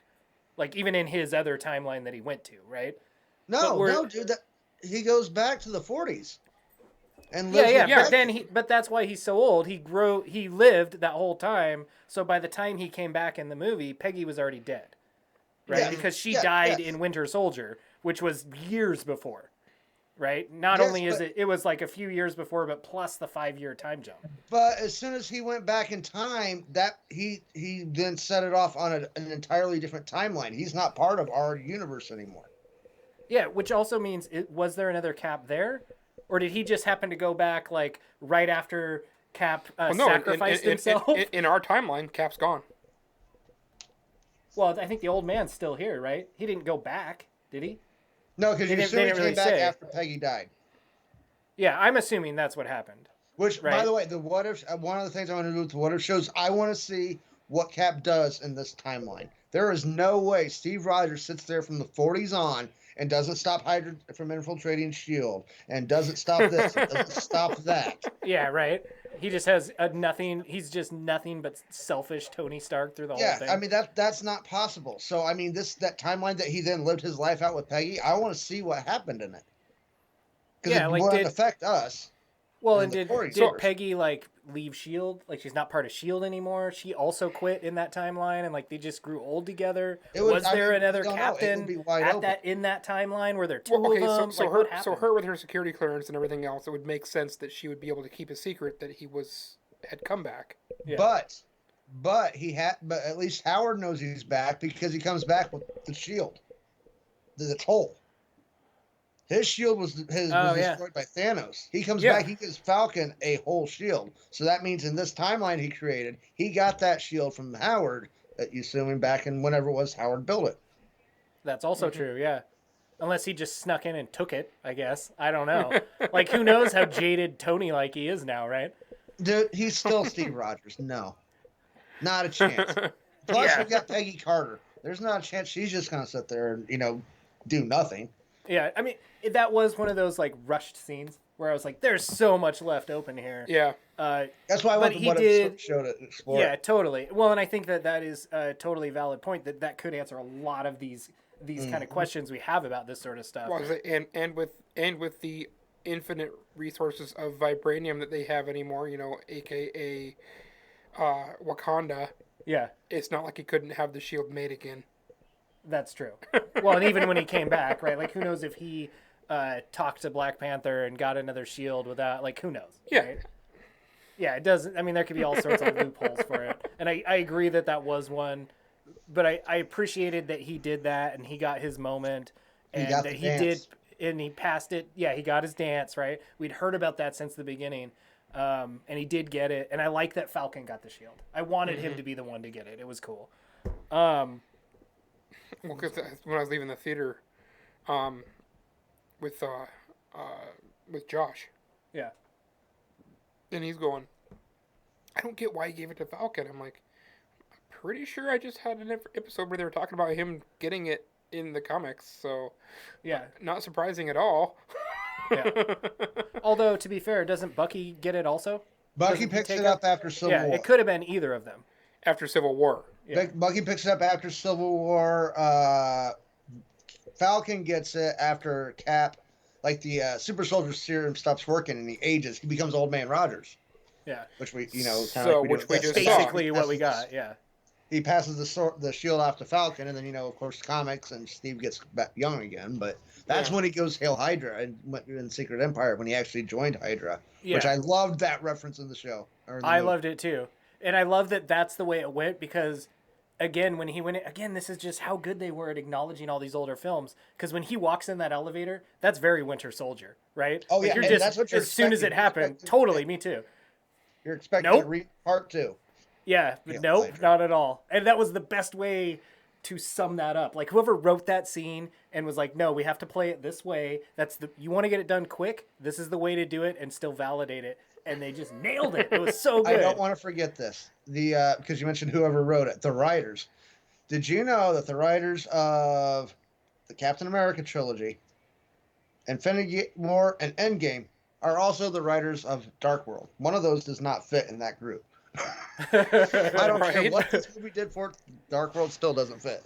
But although unless we had the angry green elves, it's I think like when we're talking about the time travel thing with Steve and with Tony, which is really when they make amends and they discover so much more about themselves during all of that. I loved as a fan of all these movies getting to see like what happened in that moment after Avengers, right? Like when they did go back in time and Tony even stands there, he's like, all right, that's enough posing, right? Yeah, and it's like, but he even acknowledges that movie ends with them all in the Avengers pose, and he's like, all right, we can pose later. Let's get him to wherever. Yeah. And it like, they just kind of become normal people again after that crazy moment. And you get to see the aftermaths and kind of the like backstage past parts of that, which I loved.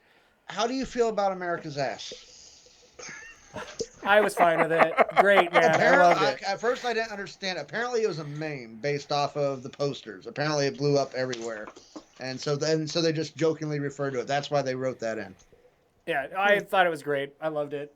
I love that he fought himself when he went back. I love that he thought himself was so cliche. The old I could do this all day. And he's like, I know. And I love that the younger him was gonna kick his ass. Yeah. Right? Like if he wouldn't have totally pulled a Loki and grabbed the scepter, he wouldn't have beat himself, right? Well, I love that makes sense too. Because Cap 2012 thinks Cap 2023 is Loki. He's fighting Loki. Cap 2023 knows he's just fighting himself. Yeah. Yeah. Yeah, totally. So of course 2012's gonna win. Yeah. My notes have a lot of 2012s, 2032s by names. I know. Gotcha. It's very convoluted. Let's see. We did talk about Falcon a little bit. He does get the cap. He gets to become Cap now. Do you think, because I know he's going to do a Disney streaming show, do you think he will be Captain America in any capacity in the streaming show? The end. You think the end of it, that'll be it? It'll be like Gotham? Bucky, and, out doing their buddy cop tour, whatever it is that they're doing. And, then they can end it with, he's something the series finale, whatever you want to call it. And that's when he finally puts on the mantle of Cap. And that also might validate why Bucky is so willing to just like, no, you go for it, man. Like they've made this friendship by then or whatever. I would love to see like things like that tie in. That would be pretty cool. Do you think he'll be in a future movie as Captain America? Will Falcon be back? Yes. He's got to be, right? He has to be. Bucky's got a few more pictures left on his deal too. Okay. Do you think he actually signed more than Evans did back when they signed up for Cap 1? Do you think that I have this question after all of them. Do you think Captain America will be back in anything? He's done, right? I've heard he wants to like direct and go. He wants to be on the other side. Yeah, right. We don't know what to believe now. That's kind of how I feel about it all. Nothing really that they can do will surprise. Okay, I say nothing they can. Any surprise they throw at us, it wouldn't surprise me that they would do that at this point. Yeah. But really, other than that, we don't get any Falcon. He's pretty much overshadowed through this whole movie. Falcon's best moment in the movie. The double wings into the chest. Oh, yeah, on the left. On your left. Yeah, that's true. Again, one of those sweet little throwbacks. Go watch all those movies, man. Like, right? So much incentive for all that. You don't really need much incentive to watch Winter Soldier, but that's a good one to have. Yeah, and that is one of my favorite of the MCU movies. It really is. The next person I have on my list is Hulk, who we also predicted. I would give that one to Gary. Gary totally said, I want to see this. And we did get Professor Hulk. And you even said, like, what if that happens and then we just get Ruffalo in, like, a CGI capacity now? Which basically is what we got in this movie. Yeah. Right? That basically opened the door to so many CGI possibilities to happen in the future without really needing the actor. But see, my problem is now it's so much Ruffalo. I don't know if I believe that anymore. I don't know that you can do it. Yeah, without him carrying the character, huh? I mean, because he literally was Mark. I mean, you could see Mark Ruffalo doing it, but yet he was the Hulk at the same time. But I mean, it was very much Mark Ruffalo, unless they were to. Well, I mean, they could always, something happens, and so he changes mental states again. But as Professor Hulk, he just looks, his mannerisms, the whole 9 yards. I don't know that they could accurately do it without him. That was one of my favorite scenes of the whole movie, though, was when they went back in time to the to the city, just running like, yeah, smash on the way. Okay. Yeah. He picks up that bite, you just like. Yeah, it just kind of tosses it. But I love how effortless it was to do it. But it was like, okay, what do I do with it? Okay. Yeah, even the moment of pulling his shirt off wasn't that great. It wasn't like, I love when they accidentally push time through Scott. And I think like, what? I see this as a win. Yeah. Yeah. I love that's how Tony walks in on that, though. It's like, yeah, you're pushing time through him, not... Yeah. I liked... Keep my pants. Yeah. Yeah, I'm not sure if it was baby me or just me. Just me. The part of me really enjoyed Professor Hulk. Like, I enjoyed that we got that. And again, that comic book acknowledgement, and like, there's so much that's going on there with them doing that. But at the same time, I really missed Angry Hulk. I really did. Like, that was, to me, that was a little bit of an Infinity War moment that we got in Endgame, where we never got that conversation or how that happened. I think what that means is we're getting him in another movie. Where Angry Hulk is going to have to come back. Oh, yeah. Like, I want to know what happened. Eventually. There's no way that Banner and our standard Hulk we know, we're just like, yeah, let's just be buddies and be a team. Like, it was not that easy. Like, what happened in between there? Like, where was this Jekyll Hyde moment that made that matter, right? Where they decided that was the best option. He got his ass kicked both as Hulk and Banner. He locked himself in the Gamma Lab for 18 months. Everybody got wiped out. You can't lose any worse than that. Something's got to change. Do you think that there's like a scene on the editing room floor of where that happens, and it just didn't make it in? There's gotta be, right? I'm sure it is. I kept thinking that. I was like, I kind of wish I would have gotten a little bit of that. Well, okay, I think we will. I think we're going to get the definitive director's cut of this in the DVD. 19 hours long. Yeah, right? Dude, no, like 4.5 hours, I bet. But I wouldn't be surprised at all if that's what it is. I kind of hope not, to be honest with you. I would be okay with seeing some scenes and like as bonus features, but I don't want some director. I would like this to just kind of be the definitive thing. We've all seen it. We've all come together and grown with it that way. Have there been other Marvel movies that have been? No other Marvel movies that have done that. But I don't really want them to do that. Okay, it might be as additional footage. Yeah. Like something that was cut or whatever. Like I'm cool with seeing a scene, but I really don't want a total, and this big bonus director's cut version. It'd just be so weird. Like, don't do that. No, I do. At such a nice chapter. You want I'm fine with it, but I couldn't. How about the what if show? Can we get a what if show about it? We'll be satisfied if that happens. Is that what the what if show is going to be? It's just going to be all this footage that they have on the cutting room floor that they can make into a what if shows. Didn't make it except into a for the movie, but we'll cartoon, piece but- it together. Yeah. That was the one thing I had about him is I wish I could have seen some of that in there. Hulk hates stairs. Yeah, right. Yeah, I guess we did get him in that scene, so it was nice that he was at least in the movie. So you Yeah. saw a little bit, but you never really saw him in battle as Professor Hulk. No, But, and I wanted really, to see that. I mean, you can't have it not be a watered down version of Raging Hulk, not in a battle sense. No. Yeah, totally. I mean, that's what he's gonna do, right? He's gonna be smarter, but he's not going to be as much of a brute and Yes. the guy that wants to smash. He's just not gonna be that guy. He's got different motivations. I But I missed expected that. at some point he'd at least get a few shots in on Thanos, but he did not. No. Do you think we'll see him in movies? So then, do you think we will get more Ruffalo, or is he done? He had like a 4-movie deal, right? And they're up now, aren't they? Going Oracle. Well, no, I mean it can't be 4. There's 4 Avengers movies. Oh, plus Ragnarok, 5, right? He was in plus that too, so that's Ragnarok. 5. I mean, at this point they made $1.2 billion. If they want an actor, they can get that actor. And plus, especially if Tony steps down, or that's just what he's known now, by the way, is Tony Stark or Iron Man. If he steps down, that's immediately like $50 million that they can now it's like a $30 million spread out, salary, right? plus it's percentages. Yeah, Mhm. totally, right? It's like the Patriots are going to give up their quarterbacks, and now they can suddenly pay for other players. Oh, you mean what the Seahawks might need to do? Yeah, right? It's terrible. Terrible. On that note, I got to pee. My next person is Thor. Oh, Thor. Thor. He's so fat, it's funny. It's awesome. I love Fat Thor. I mean, everything he does. When he gets on when Korg is intimidated by a new Master 69, and he Yeah. and, Thor's got to sell that headset, Hilarious. and he's got to go off. I'll come down there, rip off your arms, and shove them up your bum.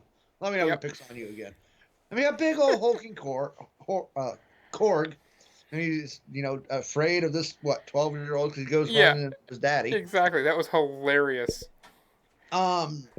Did you know the 3 references for the town that's New Asgard?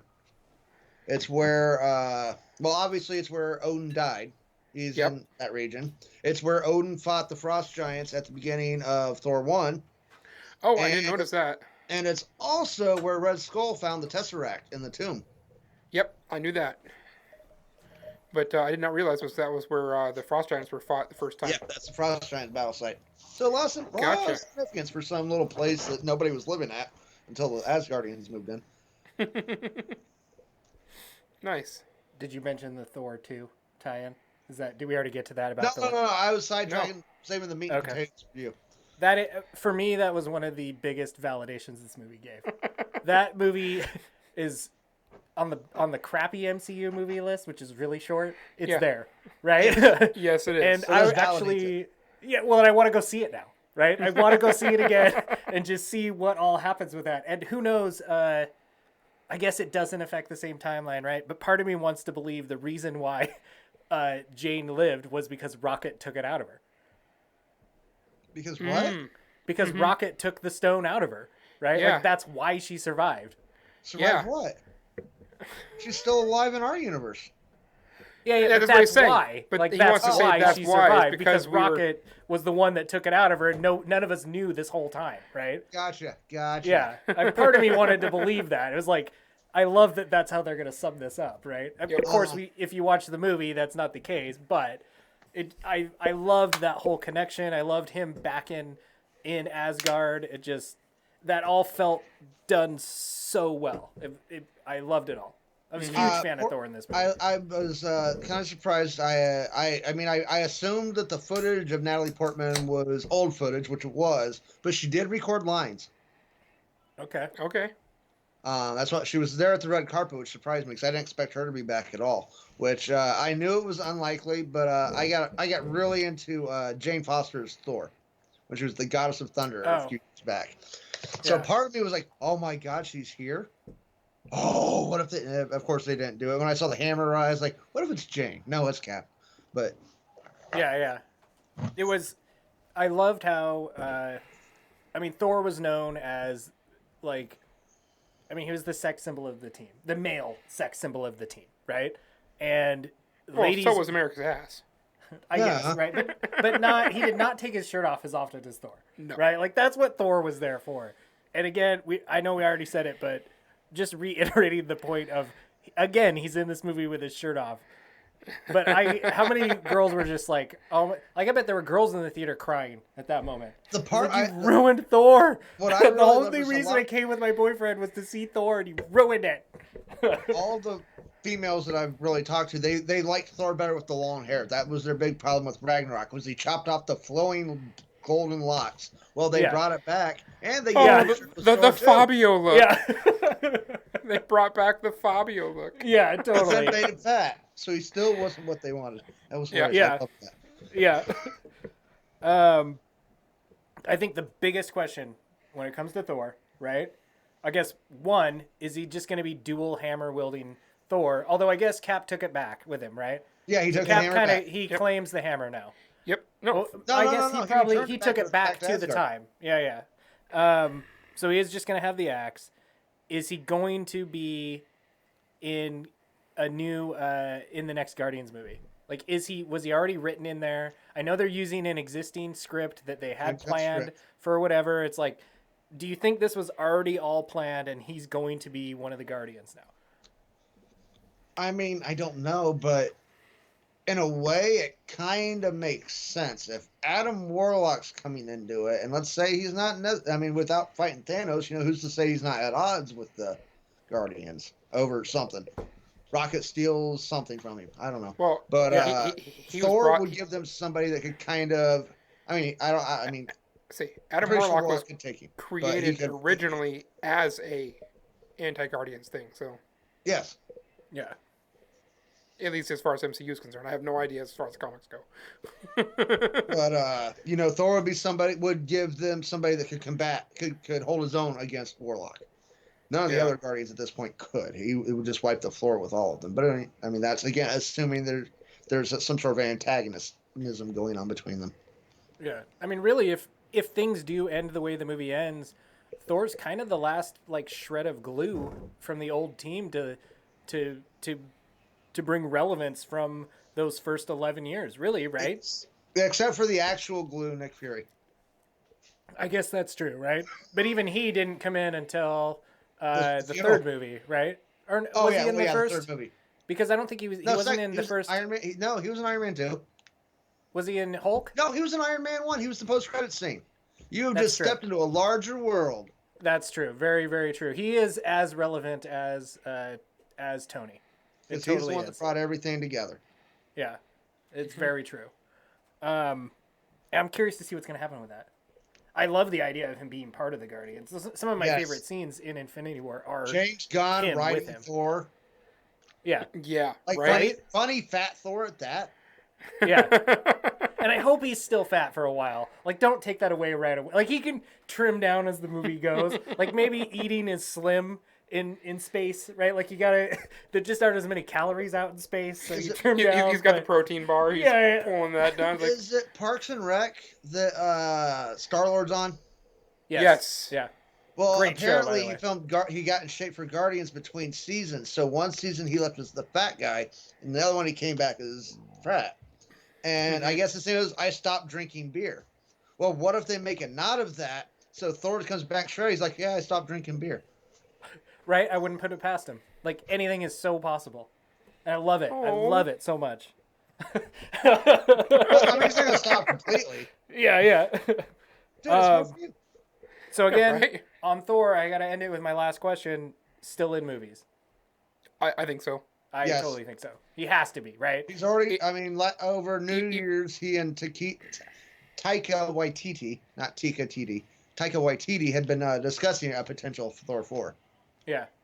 I think, like, I hope he doesn't get, like, too cocky with it or anything, but I got the impression from what I've read from interviews and everything that, like, Thor, he wants to stay playing Thor as long as he's a character that keeps growing and he gets to try new things and do different things with Thor. Like, if he's just going to be the same carbon copy guy over and over, he was so doesn't burnt want to out do it. after Dark World.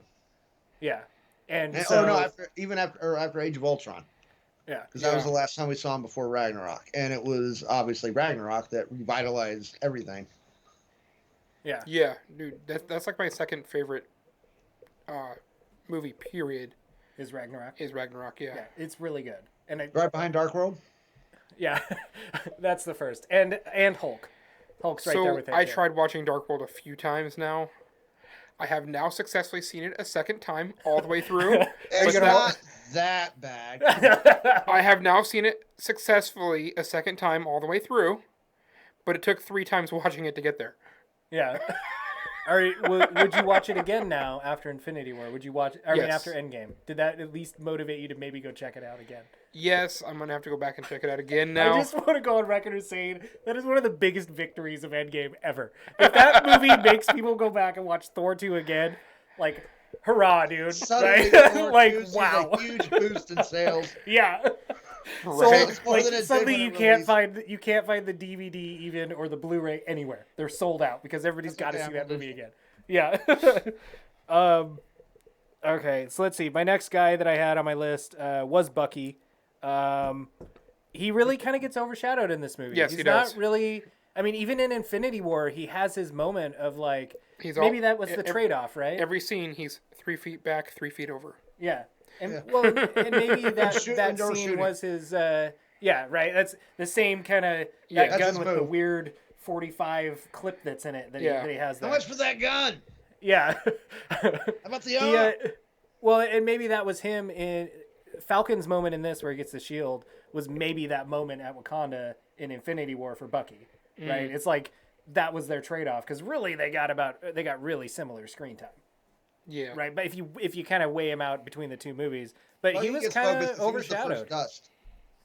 Yes, He was Yeah. the first one to dust. Steve, and then he yeah, collapsed. and the then arm falls Steve, down. yeah, he lost Bucky. How did again, his arm right? come back? Yeah, I don't know. Why did it dust at all? Like it should have just did laid there dust. on the ground. It didn't The dust. the arm just fell. Okay. Well, I guess Tony or Walt just wished everybody back. So okay, I'll accept it. Maybe Cap had it like hanging on the wall. Cap's got to have a wall of shame too. I bet it was hanging up there. He right? probably does, but they didn't go anywhere near it. They go through the sling ring portals. Hey, can I stop at Steve's real quick? Yeah, I wish we could have more to say about Bucky, but that's kind of it, really, right? Like he was so short lived in this Dude. movie. He was one of those people that was just overshadowed by the weight of everything He was that put was in going it. on. Yeah. Do you think he'll be in more movies? Yes.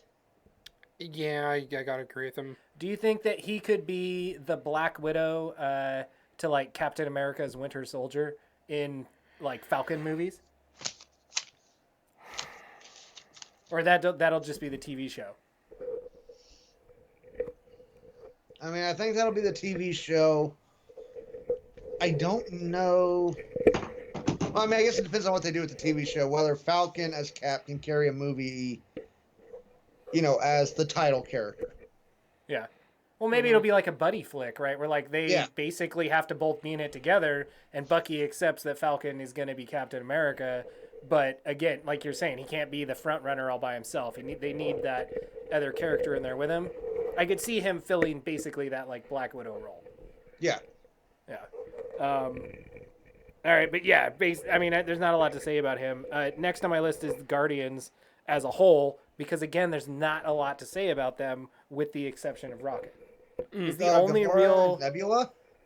Well, okay, Nebula, I guess, by Guardians too, and I do have them specifically separated later. Okay.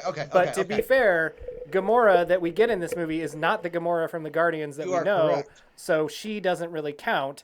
I just wanted to And- make sure we weren't bypassing them because No. She is Okay. next is Gamora on my list after Guardians. I dive into some Guardians after that, but as She's a dead. whole, what we've known, yeah, She's dead. I don't think she's coming back at all. No. I think they've really clearly established if you die from the Soul Stone, you're dead. Like that is not a death that Unless can be that's repaid. what Adam Warlock's. That's what Adam Warlock is going to do, because he has such an intimate bond with the Soul Gem. Yeah, And but even I don't it's think not so. resurrecting her. What if it's bringing her essence and merging the memories? Oh, maybe I guess I could see that. Just transferring the memories, which they did allude to when she kicks Quill in the balls. Yes. right? And she did. missed She was the like, first this time. guy? But you Yeah. got both on the second one. Yeah. So maybe like something like that could happen where she would remember and want to be part of the team. And I guess we're jumping into her right now. But I just find it ironic that Warlock we know is in Guardians 3, and he's got such an intricate tie to the Soul Stone, and that's where Gamora's at. It seems like it's too coincidental for all three of those to be happening without some sort of resolution to it. well, and it even ends with Quill trying to find her. Yeah. Like, Yes. with the computer, right? Like he's actively still in love with her, and wants to. Well, why would he not be? Yeah. No. Totally. Right. Is I mean, it that was a 2014 major part. Gamora or his Gamora? Well, that's what I was wondering. So if Well, I'm pretty sure he's Iron looking Man- for his Gamora. But if Iron Man snapped, and in his mind he took out Thanos' army, Yes. did he Could be. dust the new Gamora? That's the thing. I think he dusted the new Gamora and the new Nebula. no. No, New the old Nebula's Nebula, on his side. which the Nebula we know, right? This is gonna get weird. The Nebula that we know killed old Nebula.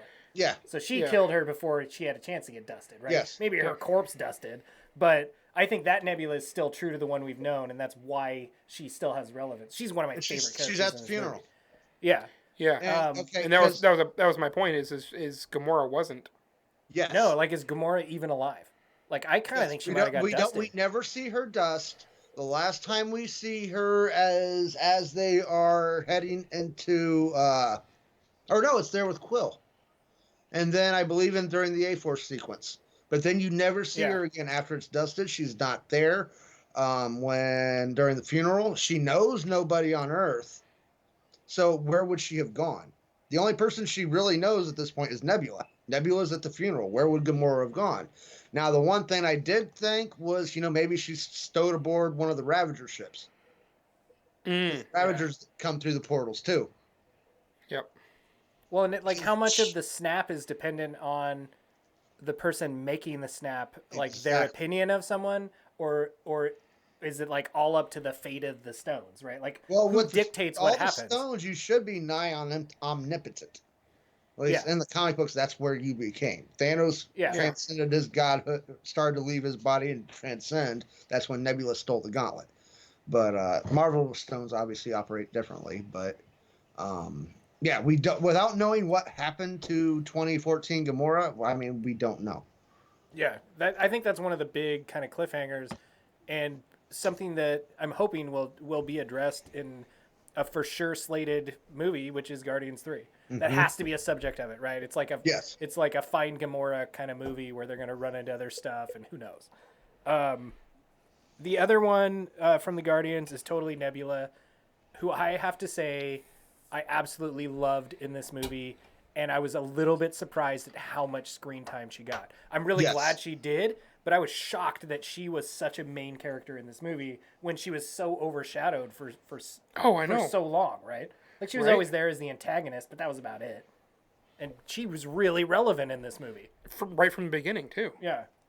I like how the beginning sets her up as where it shows that the football game with Tony. It shows the Nebula now, which allows it to show such a stark contrast when they switch to 2014, and you see the Nebula that we met in Guardians 1. That really, I mean, it really helps to show that how much change has progressed through her. And yeah, she did get a lot of screen time. And at first, when she shot herself, I was confused, but then I figured it out. But I'm like, wait, why did she disappear? I forgot we're not Back to the Future. We're not any of the other 1,000 cliches. Which they repeatedly hammered in our heads. Yeah, she is one of my favorite supporting characters in this movie. She really is. I really enjoyed it. I mean, both versions of her. And again, maybe that helped emphasize why I liked her so much in this movie, is because you did get to see her literally stand next to the original version we got. So you got those stark contrasts within the same scene, right? So that was kind of cool to see how dramatic that growth was. But I loved her in this movie. She was one of the standout favorite characters. I almost felt like she was right behind Tony and Steve, right? Or Cap, right? Like they were kind of your next two people, and everybody else got their little moments. But Nebula really got a lot of screen time to really validate where she had came. Well, I mean, that's the only reason to justify why she survived the snap. It wasn't because we cared about her. It wasn't because she had some rich history or something. It was to get us these moments. Yeah. Yeah. Let's see. So still in movies. Again, that's my final question, all of them. She has to be. Well, yeah. She's in Guardians, right? She's got to be in Guardians 3. They're hunting Gamora. If she's not... No, I mean, she just is. She just is. There's no question in my mind. Someone that was in this movie that I feel like was also... Although the abundance of screen time very overshadowed was Ant-Man. Yes. Like, I felt like he was in this movie a lot, but I didn't care. Does that make sense? It was like he had a few shining moments, and for the amount of screen time he got, it didn't go anywhere. His screen time with his kid kind of felt as like a cop-out to, like, here's our Ant-Man moment. Yeah. You know, I love the fact that every scene he's in, he's eating something.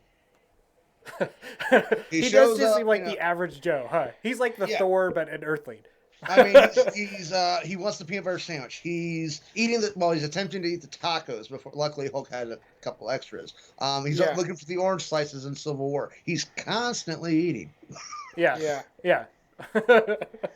Well, you know, that takes a lot out of you. You know, shrinking and growing. Yes, this is growing especially. Which, by the way, man, I think that's the biggest he's gotten, right? I mean, maybe Ant-Man Wasp, he got pretty big. Yeah, that's true. Yeah, I thought he was fine. I really felt like Wasp didn't really like their moments were any so of short-lived. the Pims, short-lived. Any of the real Pims, didn't. They were there. That was it. Yeah. I did like the look they shared when she called him Cap.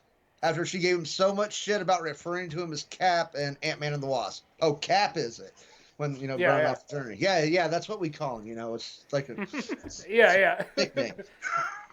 Well, and I guess Pym, again, with the makeup and everything, they did pretty good. Right? Like, he did look, I mean, it looked like, what's his real name? Michael Douglas. Michael Douglas. He looked great. Like, as far as, like, again, they did that really well. The CGI in this movie was done pretty well. I actually read that in some reviews where people were like, the CGI is garbage and this and that. And I was like, I think this is one of the best CGI. There was a couple moments that it looked CGI, like clearly CGI, but there was no moment that looked harshly like, oh there my were God, no that's CGI. invisible mustaches. No. There were no invisible mustaches, but no, like the scene where the ship comes down in the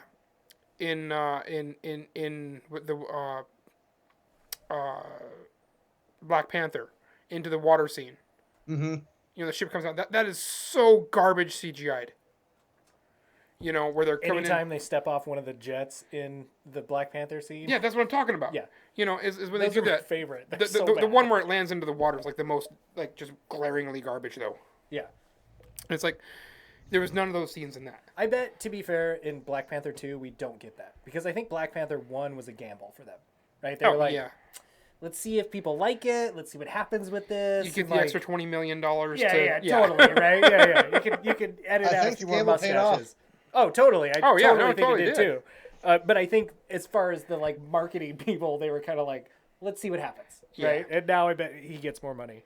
I was gonna jump to Spider-Man, but before we do that, our sponsors? Since we talked about it, yeah, right, because we're gonna hit like 2.5 hours today. Jeremiah do.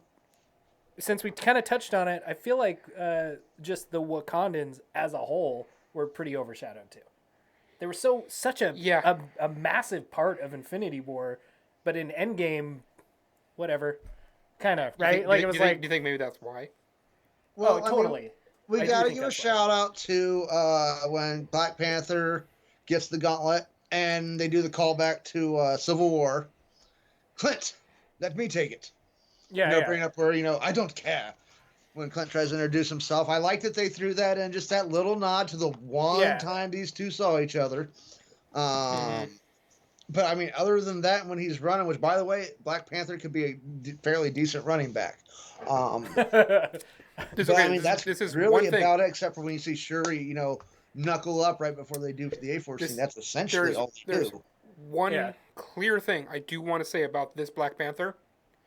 He had a lot of very free-flowing cat-like moments. Yes, I agree, because I noticed that too. I love that the moments they gave him, he looked like a cat. Yeah. Which is what I loved about him when we saw him the first time. Yeah, in the Captain America movie. Yeah. Yeah. And we lost all of that in Black Panther. Yes. It just suddenly did not matter that he was a cat, right? Like it just, that wasn't part of his character. And I got it. It wasn't the same as what we saw the first time, but you noticed it, right? Yep. Yeah. Like it was way more than what we got in Black Panther. I did totally notice that too. Because I loved him when the first time we saw him. I was like, I can't wait to see more of this guy. Oh, He's gonna be so cool. And then when I saw him, I was like, what did they do to him? He's so bumbling and clunky and noisy. Yeah. Yeah. No, he was very cat-like in the way he moved this time. Oh, totally. Yeah. Yeah. Let's see. Another Do you guy. think maybe they watched our episode and were like, man, we really got to had address to be. that? Totally. Yeah, totally. Yeah, I don't even know why you'd question that. How about Doctor Strange, who also I feel like was such an important character in the first one, really overshadowed in this movie. Okay, so he was an important character in the first one, and they went back and reinforced it wholeheartedly how important he was in this one. And then you saw him come in with his glowing rings, and that's about it. Yeah, well, and they even alluded to how important. What's the original Watcher that has the time stone? Oh, the ancient one, the bald chick, the ancient one. one.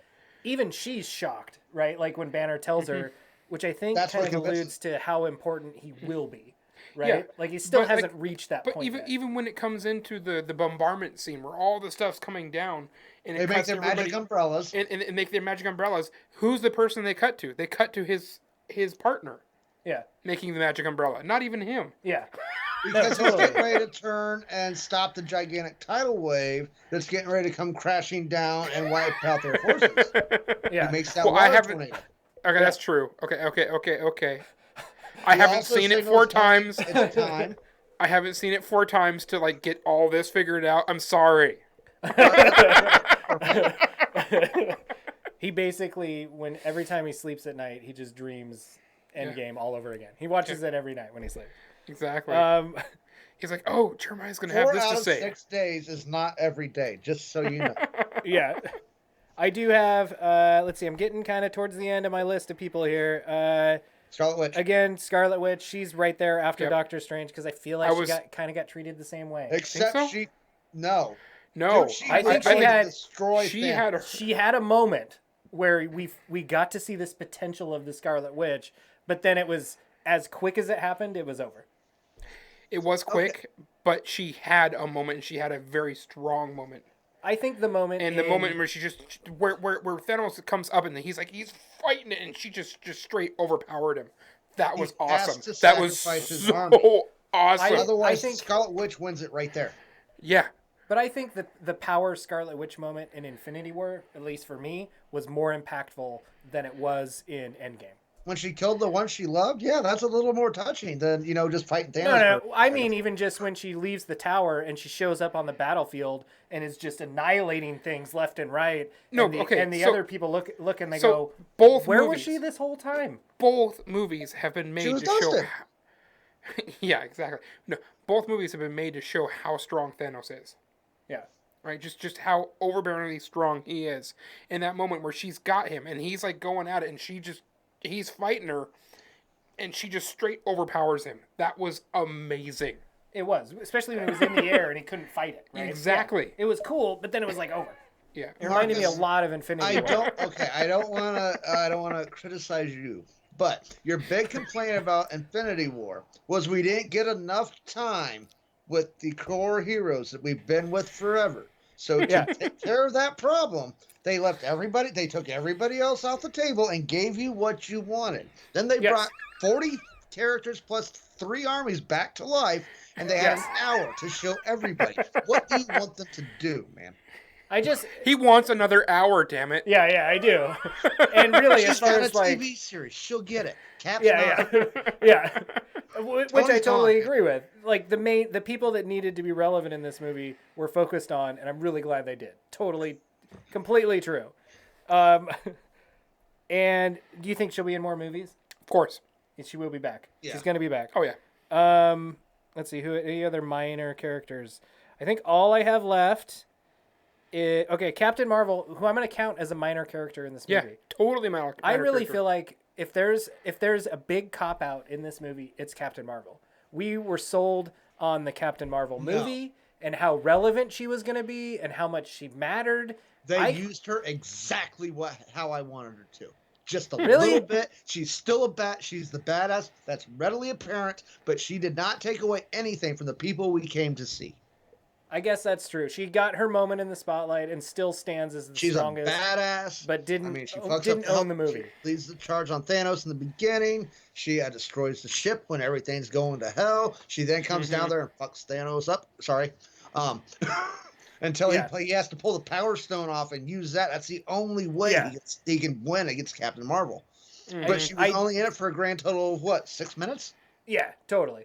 I do gotta say, I did love that part when she's taking that gauntlet off. He just reaches up and pulls the Power Stone off, and then nails her. That was awesome. Well, what about even the when he tries to just headbutt her? She doesn't even budge. Dude. Yeah, I like does not even move at all. That was really cool.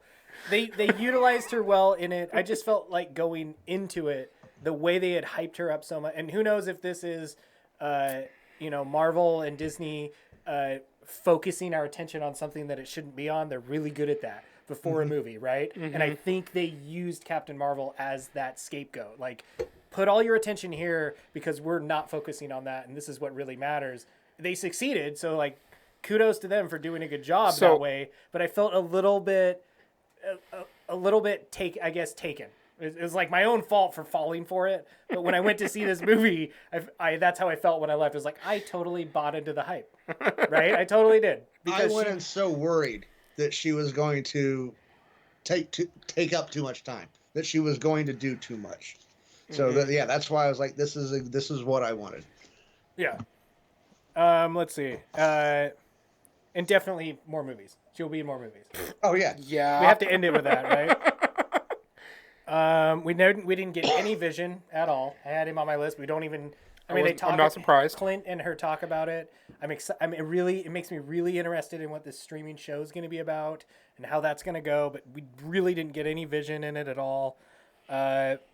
We had Loki, but it wasn't the Loki that we were used to. It was from the other timeline. 2012. But he got the cube in a weird way, right? So it alters that timeline. So there's more what if potentials, and or we is could that see him the later. basis for the series? Like maybe. I think so. Yeah. I really think so. That was actually my first thought. Around the universe with the Tesseract, with the Space Stone. So when Captain America and Tony thought about doing that was one of my first thoughts. Is like, you didn't tie up that timeline. Right there. Well, the stone is still in the timeline. No, it's not. Yes, it is. Loki just gone. Loki has it. That branch is still going off. Okay, it's in that timeline, but it's not part. It doesn't follow the time that branch was originally going on. No, it's caused another fork. Yes. So it caused a fork. But the stone is still in that timeline, so it's not going to cause the massive chaos and entropy that was going to damage the timelines. That hence like the reason we're reading this as vertex. Not vortex. Okay. We've explained this. I can't read that, but okay. Well, no. The reason we're reading it as vertex is because that's what I read it as in the at the store. Oh, gotcha. Because that's what I wanted it to be, and I read it like, hey, it's vertex. That fits perfect. That's what I want to do, and everything, all this. And I bring it back here, and Marcus says, oh, you brought vortex. Yeah, I brought vortex. That's vortex. Exactly. I told we can work it in. Don't worry. Yeah. They both got V's. Who else? But vertex fits our description so much better because it's the divergence and the coming togethers. Okay, so I have anyway, whatever. It was like that fit perfect. I have 2 heavy hitters left, but before that, we have to talk about Spider-Man. He's my before the last 2 heavy hitters in this movie. Spider-Man, again, I really think this death mode, kill mode thing, I kind of hope it comes back as something. Like, I don't want him to be this jaded Tony character because Spider-Man is my boyhood superhero that I just that's going to be his PTSD really moment. I think it could be. It's going to be it's him. Whoa! Flying whoa! Into so you know wormhole. what this is going to be? This is going to be your new origin story. Oh my god! This is going to be your new thing. Origin story is going to be the thing you want now. Right? Oh my god! I am a little concerned about that with Spider-Man. The other thing that I think is weird about Spider-Man, which we haven't really talked about a lot in this, is that I don't want another redemption story, damn it. I don't want somebody to. Although, to be fair, I wouldn't love Tony as much as I do now after Endgame if I wouldn't have seen this terrible journey that he made through the whole thing. Yeah. Like this self-destructive journey, right, where he does redeem himself at the end. Like that validates it all. But I don't want Spider-Man to do that. That's not Spider-Man. Like Spider-Man has those moments, and they're not But they're so brief, like. and then he moves on, and he's back to. Yeah, and they're more personal for him, right? They aren't so affecting the world because he's more of that like street level hero than the overarching world. He's more like a comedy relief hero kind of, right? Like he comes in, he goofs around, he banters and does his thing, but he's more like a day-to-day hero as opposed to like world-altering event hero. Yeah, no. He gets sucked into that, but he's not the same. Yeah, he doesn't really belong in airports in Germany. No.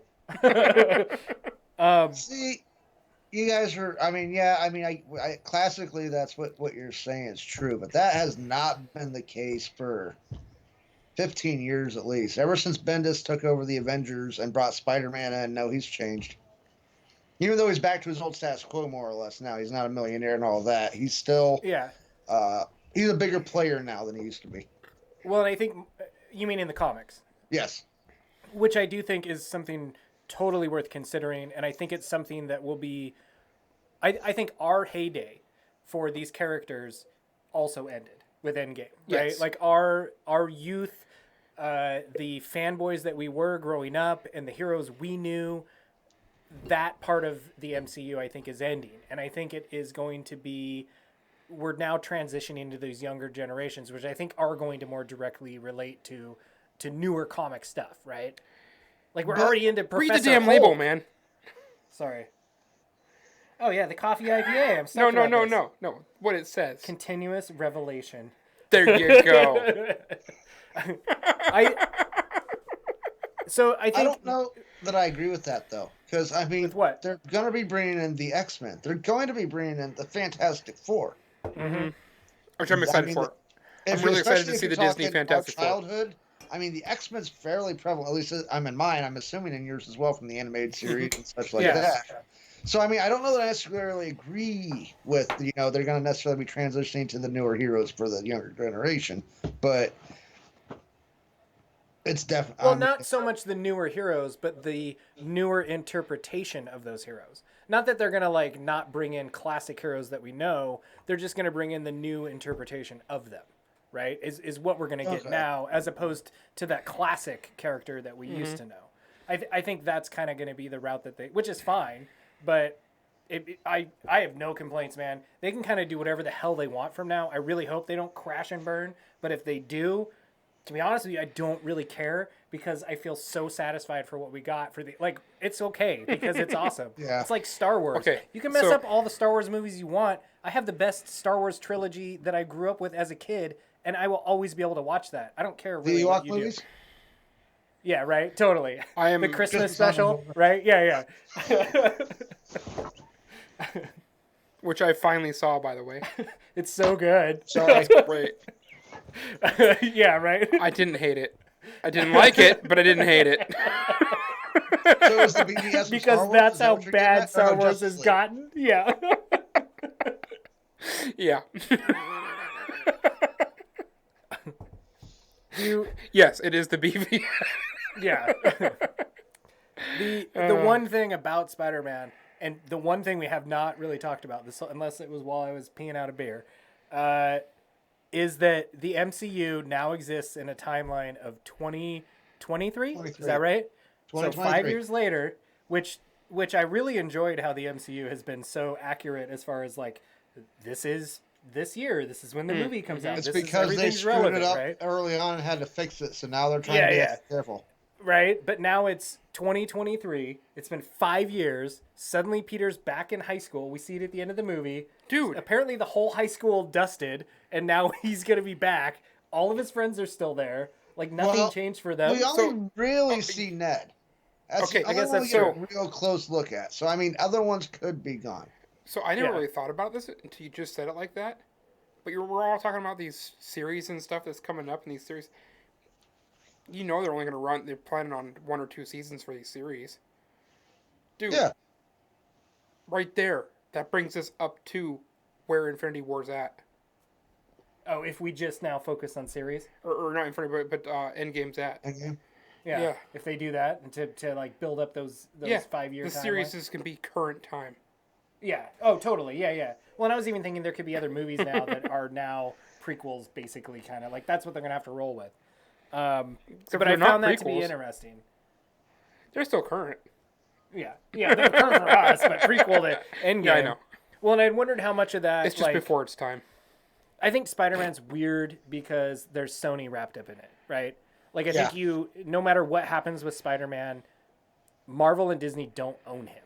So no matter what they do, they have to represent him in a way that makes Sony happy. Mm-hmm. So whether that was to just like find this reason to like sweep all the stuff under the rug about Spider-Man in the 5 years and whatever, it makes me curious as to how much Sony was like, right? No, you keep him going the way we had a deal and whatever. And like, well, no, because Marvel directly develops this movie. That's part of the deal. That's why. This is good. That's why they did it. I know. I was really shocked. Yeah. What? No. This we're drinking a coffee IPA now, the Continuous Revelation, which is what this whole episode's about. But it's really good. By the way, I was gonna say just not to break everything up here, but I was gonna go with Dead Guy. Yeah. A little too. I thought that'd be a little disrespectful. I decided to go with Continuous Revelations instead of Dead Guy. Yeah. Because I figured Dead Guy be a little, not respectful enough to the people who are dead. Yeah, right. Yeah, he's one of my big ones. No, he's coming not dead up, now. Man. He's I'm dusted. saving him for last. Let's see. We kind of talked about Hawkeye basically, right? We kind of did him. Yeah. He's on my list still. Again, I loved the classic Widow Hawkeye moment that they had. That's a complete throwback to when we first saw them together. For a long way in Budapest. Yeah, right? Yeah, totally. Right. So the next big character before we hit on Thanos that we have to talk about is Widow, right? Which I think Hawkeye is a good transition there. Completely shocked. I was so shocked when I never in a million years when we went into this would have ever put her on the people that might die column. Because I knew she had a movie coming out, and so before the movie, the first lady of the MCU, she's got a movie coming out. Yeah, before the movie, I have to agree with you on this. Or before we saw this, I have to agree with you on this. As soon as they announced it was Hawkeye and her together, you just knew she was the one. I was pretty certain it was her because Hawkeye had the family. Yeah. But again, if Hawkeye would have done the sacrifice, how much more would that sacrifice have mattered knowing he had a family? Right? Like, there's that other end of it, too. It's like, I was just really surprised. Has nothing. Yeah. Yeah. Right? Which who knows now, because that means the movie, her solo movie, has to be a prequel, and maybe we will realize how much she actually did have. Like, who knows? Right? Well, like, I mean, maybe... when they get to Vormir and they come up to, Red Skull... I don't know if he's noticed it when he calls her daughter of Ivan. I mean, she doesn't know her family. She didn't have a family. They took her from that small. She didn't know her dad's name. That caught her off guard. So I mean, all she's had was her spy training, and then what we've seen after she defected to S.H.I.E.L.D. when Hawkeye came and got her, and up into Avengers. You're the Oracle here. Who's Ivan? Ivan, well, because they've never actually announced her father in the comics. Ivan is her father. It's Ivan Romanoff. That's all we know. Okay. So that's MCU specific. Yes. Okay. So do you think in the Widow movie we get Budapest? Is Hawkeye in it? So. Do we get Budapest? Like, that has to happen, right? I would like to see it. Yeah. If not, they at least Hawkeye's he TV has show. to. Maybe, right? Something. We need something to tie. That's one thing that's like still will forever link them together as far as the same way that I'm Iron Man. I can do this all day. Like, that is as almost as classic as those Where's lines, my beer? Right? So, oh, wait, no. Yeah. Doesn't actually say that.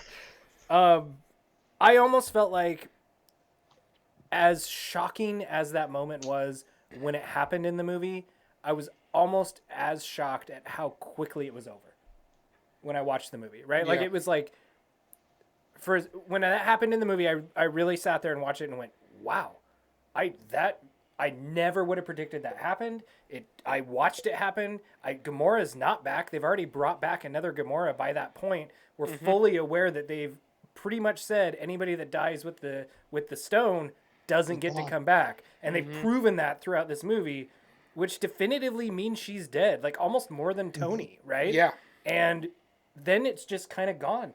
Like, that's it. It's over. We don't really, you get a little bit of Scarlet and Hawkeye at the end that have their little moment about it, but that's it. She's almost instantly overshadowed by Steve and Tony. I was a little surprised by that. Hulk does show some rage when he throws that bench. It looked more intimidating than when he threw the thing in 2012. Yeah. I guess that was my other thing, too, was like, there was this romantic thing that I thought they were actually doing fairly tastefully between Banner and Romanoff, like where they had feelings for each other, but they both knew that they were both so focused on like business that they couldn't really focus on personal time. Yeah, and they balanced that just really don't date well. In the workplace. Yeah, right. And that didn't even really get brought up either. There's that brief moment where Professor Hulk is like, he tells, is it Cap that he tells? I tried. When I tried to bring everybody back, I tried to bring her back, and I couldn't do it, right? Like, I really tried. Yep. But even in that moment, I don't know if it's the CGI or what, but it didn't come across in film that he's really broken up about it. Yeah. I don't know. I think it did. You felt it in there? I did, but like I said, I've only seen it once, so I haven't had a chance to go in and knowing what's happening. Yeah. You also got to keep in mind, I mean, their real time where it was a possibility, you're talking 2014. You're talking almost 10 years ago for Hulk. So, I mean, while there's still some attachment there, some feelings there, it's not, it's something that they've done. I mean, they're clearly not together now. Yeah, that's true. No. So, I mean, he's saddened, but you're not going to get a huge gut-wrenching, more than you. I mean, he loved her, but, he loved Steve, too. Well, and again, that's one of those minor moments. Was it moments. really that far long ago? Yeah, 2014 was Age of Ultron. Damn. And the movie's which taking place old, in man. 2013. Which in the beginning of the movie is only 4 years. I right? know. Or I guess 5 years, but where the movie ends, it's 10 years. I know. So I guess it makes sense, but that was one of those little 2015, my bad. Yeah, it's like one of those little things that is not worth nitpicking about the movie. But it's 7 years if you really want to get nitpicky. I'm sorry. There's 3 whole years you're skipping, buddy. Yeah. It was just optimist. I looked at Black Widow as one of the, like Nick Fury, one of those initial glues that held together the MCU, right? She's in Iron Man 2. You don't even know that that's her in Iron Man 2. Oh, I mean, maybe you watch trailers and whatever, but you don't know that in the movie until like halfway through the movie, right? Like it isn't revealed to you. And she's so relevant in Winter Soldier. Like she's one of the best supporting characters we've had through the whole thing. And I just never saw it coming. That was the biggest blindside I got in the whole movie. And I was shocked. I was shocked that it was there and over as quick as it was. So is it bad that as I was watching this movie and I was watching her act and her ability to play, and I was going Ghost in the Shell all over again. Huh? I knew that's where you were exactly going. where I'm going. I knew that's where you were going. I was in the theater watching the movie and going, how did she suck so bad in Ghost in the Shell? How? Because she's doing such a good job here. Because there isn't the personal investment in Ghost in the Shell. I really think that's a lot of what made this movie so good. It's that everybody involved with it was aware that it was ending, right? And I think that they were personally invested. They just were. She was not. I was personally invested in Ghost in the Shell. Yeah, me too, right? But not for 11 years. You and all 12 other people. Yeah. You're the president of that fan club. Okay, so I saved this person for the end because I think that the last big heavy hitter to talk about is Thanos, right? Thanos. We didn't talk about Rocket. Oh, Rocket. Well, I guess we did with the Guardians. Other than mentioning he was so relevant. Yeah. He was the only relevant Guardian. Guardian. The Asgardians all call him, "Get the rabbit!" Yes. right. Yeah, they all call him Rabbit. That was Yes, hilarious. yes. And it was the most humanizing of Rocket that we'd seen, right? Yes. Like You saw a bit of that. You saw that when he was talking to Thor in Infinity War. That's true, a little bit, and also when like he And lost Yondu. Groot, and yes, there were some moments. But he does again. Maybe he's gonna facilitate some supporting character roles, right? Like he's one of those kind of people that helps keep the ball I think rolling. that was some of the best acting that we had from his character. Period. In this, though. Yeah, Dude, he was amazing. I kind of think of him like Nebula a little bit, where it's like Yes. they were not a star of this movie at all, but we got to know their characters so much more because of this movie, right? Even though they were overshadowed by all this stuff going on, you feel like you know that you'll go into. I love how they brought up the trash panda stuff again, though. Yeah, because he's a raccoon. But I like trash. Because it's a garbage hound. I think in a way, like when we do get future movies with Rocket and Nebula, us as viewers will be more connected to those characters than the actors in the movie acting next to them, right? Oh, like if they're yeah. written well, that's how it should be, right? Mm-hmm. I don't know. We'll see. But Oracle's back. yeah, but our biggest guy we haven't talked about yet that I think Infinity War revolved around The purple tentacle. was Thanos, right?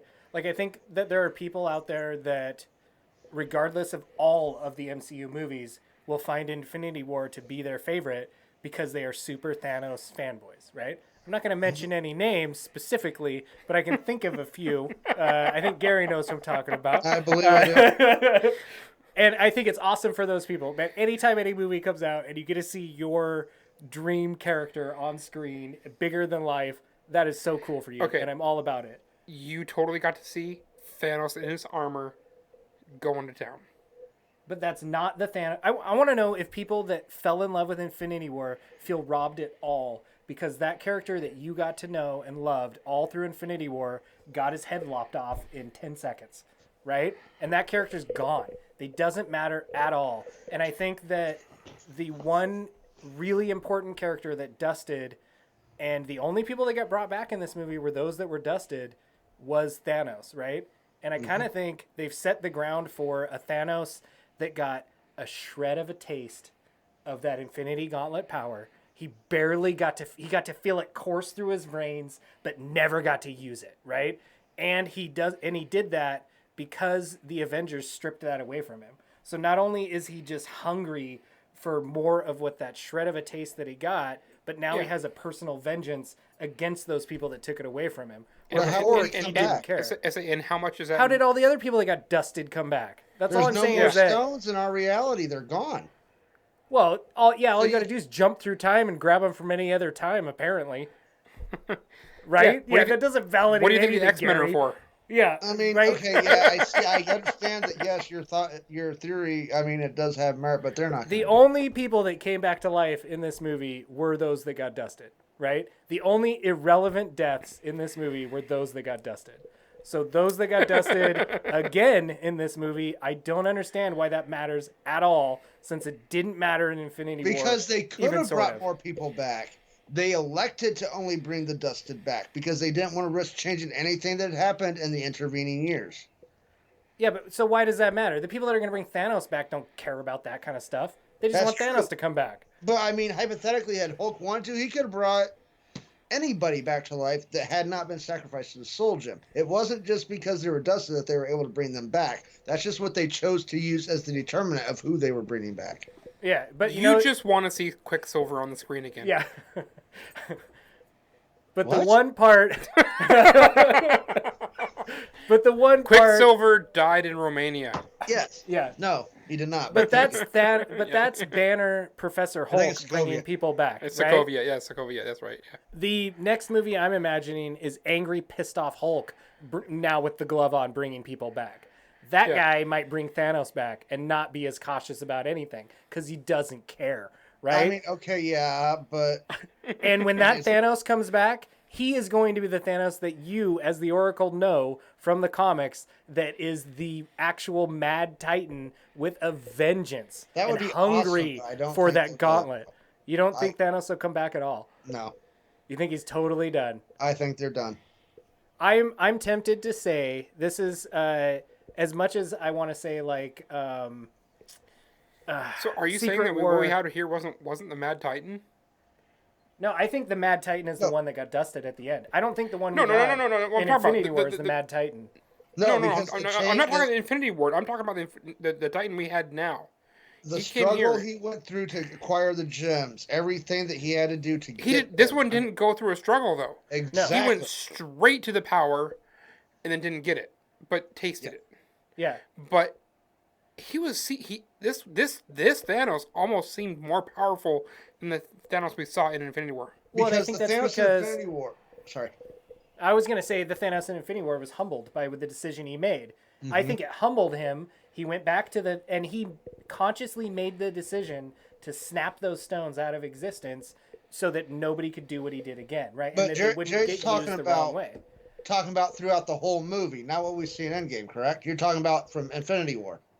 No, okay. So the Thanos we saw in Infinity War seemed much weaker than the Thanos that we see in. It's not that he's weaker. Look Endgame. at the way he punked out the Hulk. The thing about Thanos' Infinity War versus the Thanos in Endgame is the Thanos in Endgame isn't far removed from where his idea of how to exterminate half the population was to go planet by planet and do it himself. Yeah. He's just really beginning the search for the Infinity Stones. And then Yeah. the journey he goes from there and realizing that the stones are all that matters in order to do it. So he's not actively trying to kill everybody. He's just trying to get through the obstacles between him and the stones in Endgame or Infinity War. Well, and Yeah, it's in Infinity War, and yeah. he didn't gather them, right? No, he didn't gather them at have all. to gather them. There was no journey. I think it's the same thing as like a spoiled rich kid versus the kid that has to go out and earn his way, right? Yes. The one we were left with is the spoiled rich kid who got that taste, right? He didn't have the journey. He didn't have any didn't have to of the kill Gamora. repercussions to anything No. to get there. He No, just there was had no it. sacrifice whatsoever. Exactly, right there. He didn't have to kill Gamora. He Yeah. he was still. He did not have to make that sacrifice. He did not philosophical have to. journey. Yeah, Exactly. which I think makes it doesn't make the Thanos from Infinity War weaker necessarily, but it makes him more human. Yeah, Right? His- It humanizes his him. goals, the way he's Yeah. attempting to achieve the objective is what's changed. Yeah. In Infinity War, he only kills until he gets the gauntlet, of course. He's only killing the people that are directly trying to stop him. Yeah. Yeah. He's on a mission. He's got what's going on, and I think the Thanos we're left with at the end, which is more what I envision the Thanos from the comic books Yes. being, is that mad Titan that now it just has the thirst for power and doesn't care how he gets it, right? Yep. It's not about morals. It's not about doing the greater good for everybody. It's about him. Which is what and he was wants doing. to taste it again, right? Which is what he was doing before it was stripped away. What? The second time. As the new one with the gauntlet? Yes. Oh yeah, he was totally the spoiled rich kid Yeah, that got the exactly. gauntlet as his 16 I've already told his you it's graduation gift or inevitable. something. It's inevitable. Yeah, Yeah. No, he has no idea where that actually came from. yeah. For He me, saw as it in Nebula. yeah, for, Exactly. That's my point. Is he has no idea what that was driven from. yeah, His idea of inevitable is completely different than the Thanos that was at the farm. Inevitable. yeah. Yes. It makes me wonder if the people that loved Infinity War so much would almost look at this movie and see that Thanos and think, that's really the Thanos I wanted in Infinity War, right? Like the Thanos that you got in those brief moments at the end of Endgame, and really even on the way through it, where he's already seen Nebula, who in those recorded moments is realizing how dedicated she was to him and that she would never do these things, even acknowledges that he's more than just a crazy mad Titan, right? Like he's witnessing all these things throughout it, but he doesn't even care, right? Like he's so quickly willing to just jump to getting the power and taking out people that are in his way, to where he'll jump through time and mess up their time too, right? He takes it so personally. And I think that's an important thing to maybe remember as we go forward, that this new Thanos has a super personal vendetta. And I would love to see that come back with a vengeance. Like as much of a vengeance as Endgame had from the Avengers side, I would love to see that happen on the Thanos side. I would love for him to come back. And maybe it's a Thanos movie, right? Like who's to say that Disney doesn't dabble in villain movies? You don't think? Brolin took the Thanos role No. because it was only very short term. That'd be a DC thing if they went with a villain movie. You think so? You don't think I they really could do. show him how to do it right? I mean, Infinity if was the gonna villain do movie, it. I don't Okay. think Do it. Thanos would be the one. I'm sure they could do it, but I don't think they're going to. So you We really already had think? one. It was Infinity War. Yeah, You're yeah, right? Totally. But He again, won. he's the wrong Thanos, right? Like I feel Yeah, like but he's not the one we wanted. Infinity War was totally a freaking empire. It was, yeah, he won, but it was totally the setup for what's coming next. Yeah. Yeah, totally. Yeah, You know, it was an incomplete story. yeah. I'm curious to see what happens with Thanos. I'd be surprised if he's just done now. I wouldn't be shocked if we see him pop up at some point. I would love to see if they do. That's like a prime time to bring death into it and like give us those things that we I don't think you're clamored going to see that for. part of it. You don't think we'll I ever don't get think you're into going to that? see the Lady Death stuff. They were at the center. Vormir is Death's domain. If they were going to bring Death in, I mean that's how they refer to it before they get there. It's Death's domain. If they were going to bring Death in, that would have been the place. So, At least I think so. like, is it wrong? Am I inaccurate in viewing the Thanos we had at the end of this movie as the fanboy Thanos? No, I Like mean he's more so traditional than Infinity War. Like to me, that was what I was waiting for Thanos to be crazy in Infinity War, right? Like Thanos is No, he never did. he's an insane, just massively powerful, self-centered being that no Not matter always. what. I mean, not always. That's true. Infinity Bastard. War, Infinity Crusade, when he joins up with the heroes. Yes. Yeah, and I loved the Thanos we got at the end of this movie. I would hate do, but- for that to be the snippet we get. Although maybe that's that Captain America with the shield and the hammer moment where it was like that little bit that you got that was so awesome. To get more than that might tarnish it. Like who knows? Like I don't think I don't think you'd be at all put out by a Thanos movie. Yeah, maybe not. No, I don't think you would. Yeah, I think I could, and I would love it to be that way though. Like I want it to be that real rise of the Mad Titan, right? And maybe even it seems ominous, and like he could be that force to be reckoned with in the next saga. But something bigger comes into play where now like he almost has to side with the hero, with the new Avengers a little bit or something. You think he's really just done? Yeah, I really do, dude. I'm a little disappointed by that. When I watched the movie the first time, there was such a loud applause. I couldn't even hear the movie when Thanos died.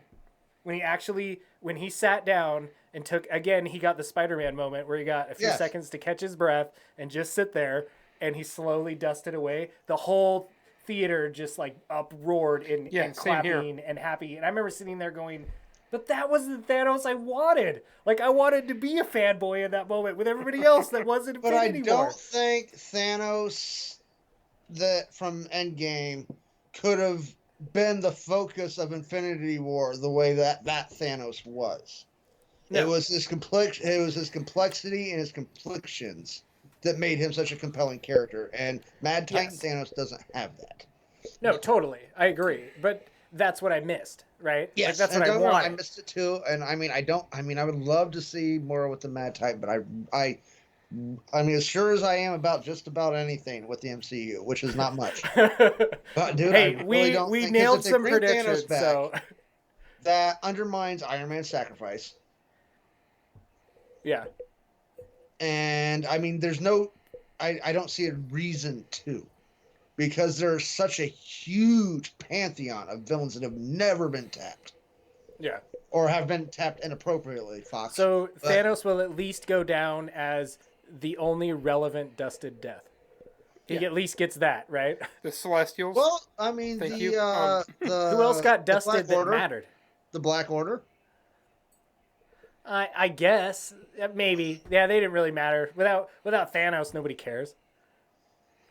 Well, did 2014 Gamora get dusted? That would be fairly important. Yeah. Yeah. I don't know. We'll have to see, right? Like maybe that all might play in. We'll see. I'm curious about how all of that's going to come out. I'm thinking that we're just going to end up with the.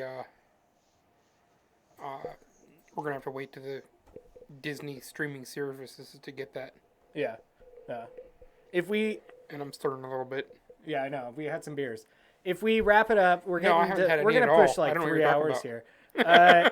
Which, we're hitting end game time, right? Is that what we're shooting for?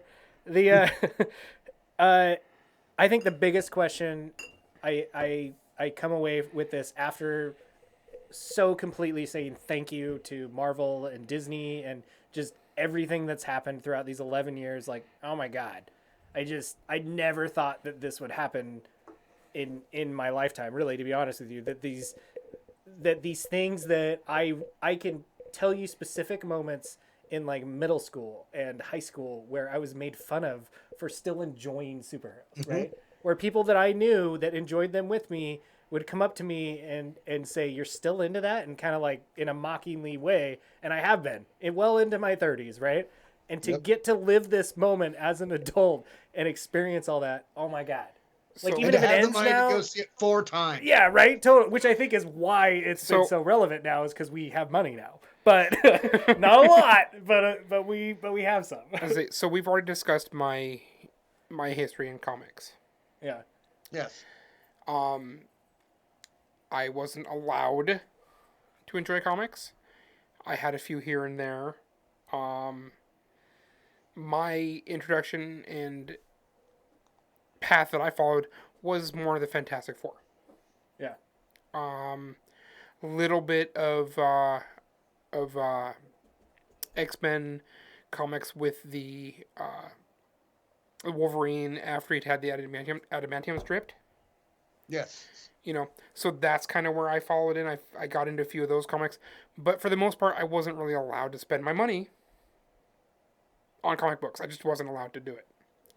So that was not really into it other than the animated series. So I got into the animated series stuff. So clearly it's X-Men, a little bit of Spider-Man, obviously the Justice League, but I don't have the connection that you guys have with it.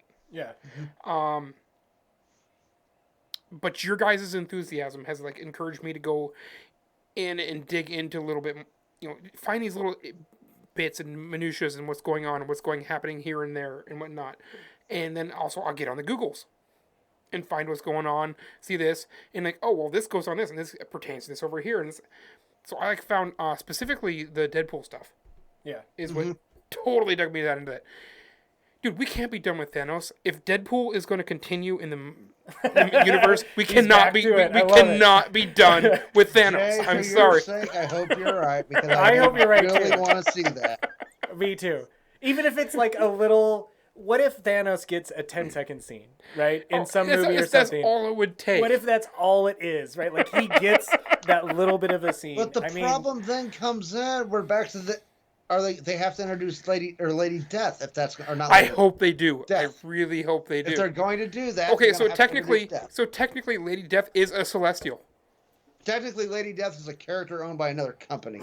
Just call her Death. Okay. Yeah. Whatever. She's but, white. Yeah. She's got big boobs, and she was a '90s character. Yeah. Yeah, it's gonna. I'm really curious to see what happens. I think the mold they have made a mold and they have broken it all at the same time, and they deserve so much credit for that. And I'm nervous a little bit about what's gonna happen after this ride that we've been on. That, like, oh my God, right? This is the Jetta, dude. The car that you won't shut up about, that every time you talk about that car, that whatever, is Jay's Jetta, right? That he used to have. 11 years is the Jetta, okay. Right? Like, so, you're going to get another car that you might love after this, but I don't know that it will have that same nostalgic feel so you know for what, us. You know why the Jetta has that kind of... because it was purple. Of screen time? No. I should say. Because it was your first? No. It's because I invested more than the cost of the vehicle itself into it. Yeah. To make it what it was. Again, it's End Game, though, right? It is. Like, that's what End Game is. I bought the car for $6,500 and spent $7,800 on making what I wanted. Yeah. Well, I mean, to be fair, to keep the analogy straight, that's End Game, right? Like, End Game's 3 hours, which is the longest MCU movie yet. But how many hours, when you add them up, have we invested before End Game? like a ridiculous True. amount, right? So, and it so paid off. My final question to wrap: do we want to score Endgame? Should we do that before No, we do it? I'm not gonna Do we score it. I almost want to say, like, right now it sits at a unicorn where it is for what it represents. Mm-hmm. And I don't know that you will ever come across something that will satisfy you in the way that Endgame did. Maybe that's the best way to say it, right? I came away so fulfilled. I don't know how they can top it. Right? I don't know either. I don't know how they did it to begin with. I'll go see it again and still be amazed. But how did they do that? I'm saying there are flaws. The flaws that I have complaints about, the only solution would be give them more time. Yeah. So that said, yeah, it's a unicorn. It kind of sits at a unicorn for me. It But, really does. That said, they didn't give it the time, so is it? Yeah, it's not perfect. I would say I don't know that any movie is. It does have flaws. I don't even want to talk about them though. Like there's so much that overshadows it, and it's so good. I gotta go 9-9. I gotta go 9-9 because I can't quite give it that. I guess that's kind of where I sit with it. Is like for what it represents and just. 10. I don't even have to think about it. Oh, for me right now, for what this movie represents, for what happened and what it culminated to, I think I'm in the same boat. Like right now where I sit, it gets a 10. I don't know that in our lifetime we will ever get anything that we invest 11 years in, which If right now else, I'll be 50 which by then. oh well, right now that's almost a third of my life, right? Yeah, exactly. Right?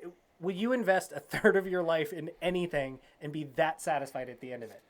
I don't have kids, so probably not. Right? It's like, 13. yeah.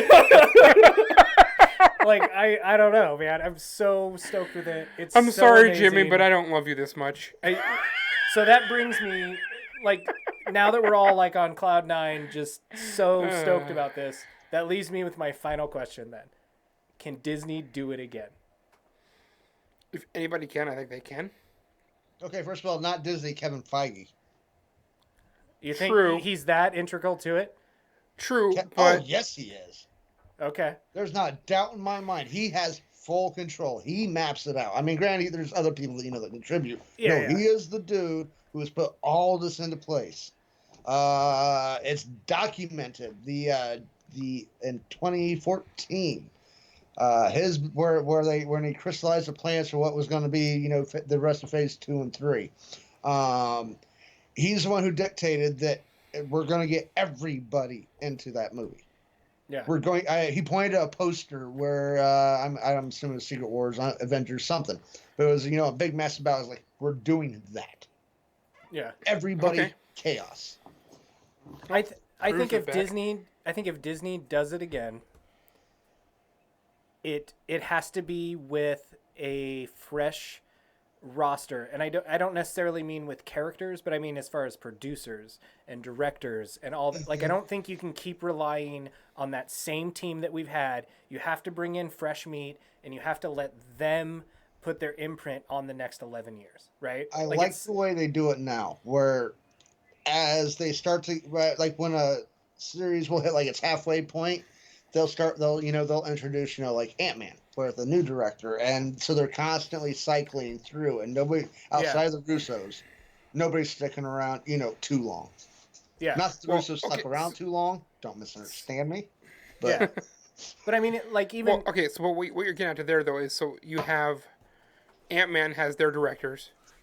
You've got the directors for the Thor movies. You got the directors for whatever the separate ones are, but when they come together, they have one core group or one director that handles all that. which is Feige. I think that's what he Yeah. that's what he meant by Feige. does. He's that guy. Yeah. He's the one in the Iron Throne. Yeah, right. Bringing in another series. Yeah, right. I feel Which so is not complete, by the way. Yeah. I feel so satisfied. Maybe that's a good word to describe it. As a adult man-child, I feel so beyond satisfied with what I've gotten from the MCU. From where it started, Absolutely.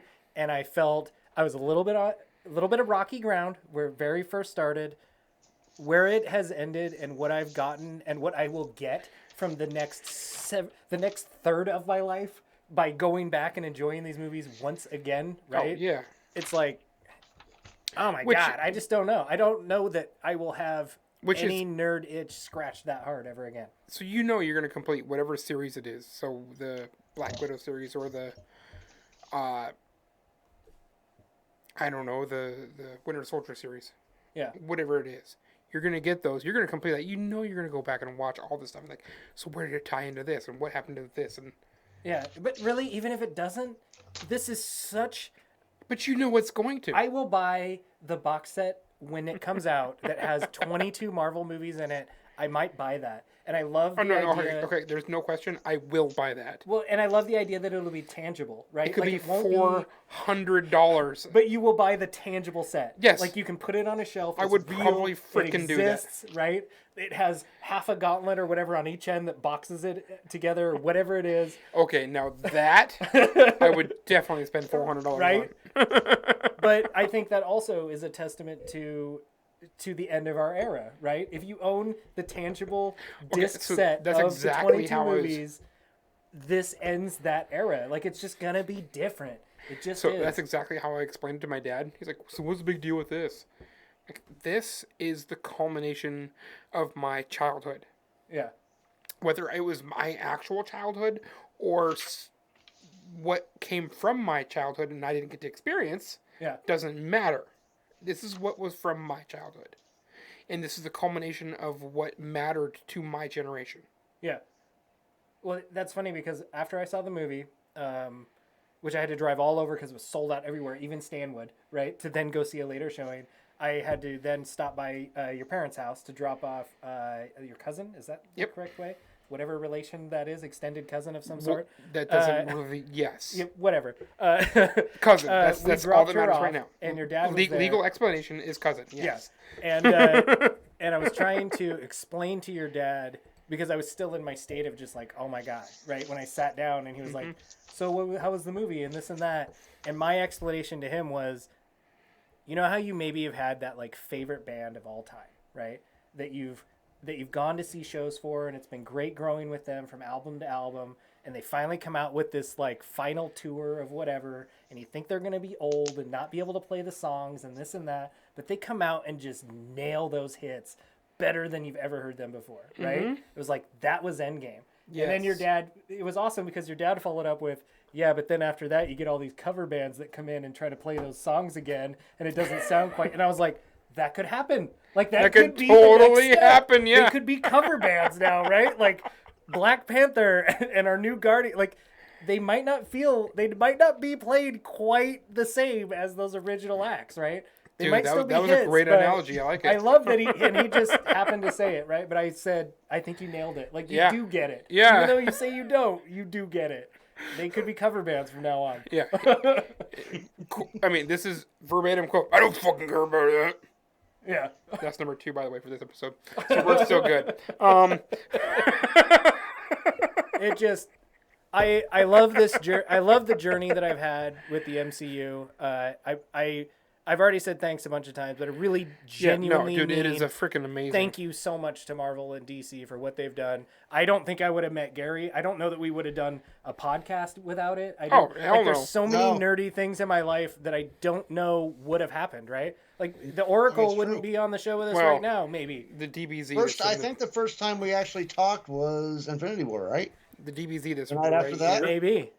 I think it was. Yeah. We would have done the podcast because of this right here. That maybe trumps the MCU in 10 years, if that ever happens. I don't think it will. But DBZ is not going to hold up like the MCU There's has. no way. No, it still hasn't. Who knows? In the next stockholder meeting, Disney buys Dragon Ball Z. Oh my God! Right? It's like, you have them all now. You have them all. Just have your way with me, Disney, please. It's the visuals for that was just totally wrong. Sorry. It's again, I can't come up with any words other than thank you. I really can't. It's like, I feel so humbled as a nerdy super fan for the past years I've gotten to experience, and it means so much. It really, really does. And I hope they can do it again, but if they can't, to be honest with you, I don't even care because I have my just awesome Star Wars trilogy that's actually 22 movies. That is phenomenal. Even if I leave out a handful of those, I don't care, man. It's like the bulk of that is so substantial, quality, good, awesome filmmaking. I can only think of 2 of them that I really don't want to go back and rewatch. Yeah, it's like again, thanks. I don't know what else to say. It's, Yeah, I mean, I'm 2 humbled movies, as a 2 nerd movies fan. out of 22 that I just don't want to. Yeah, I'll go watch that right now. Yeah. Other than I'll watch that. Yeah. Neither one of which will I not watch, but Well, and like how much of this, like how much of it just played out so well for the time that it all happened. Like even as far as like special effects are concerned, right? Like how much of these movies did that timing work out so well that it wasn't 20 years ago, it wasn't too hokey, and it's like no, it wouldn't. No. It just wouldn't be the way it was now, and No. it's like it was just the right time. It was handled so well, and maybe Feige deserves the most credit, but whoever it is out there, okay. So Gary, thank you. Yes. so 20 years ago, you say it wouldn't have happened. Yet they inserted the special effects from a movie that came out 20 years ago into this freaking Infinity War. Sorry, What? What was that? the battle scene was a total freaking special effects series from the remake of, or not the remake, but the freaking Episode 1 Star Wars BS. Oh yeah. But again, I look at Star Wars that way. Like I've really settled on Star Wars as I don't care what other Star Wars movies come out, and it's fine if the random one here and there is great. I don't care. The ones I care about are those 3 that I grew up with, and they're still awesome. Like you're Okay. not going to ruin those by coming out with other No, movies, right? They're not going to ruin those by coming out with it. Yeah, we have 22, dude. They're That's not- insane. They're not And going at to least ruin. 20 of them are good to great. Yeah, right?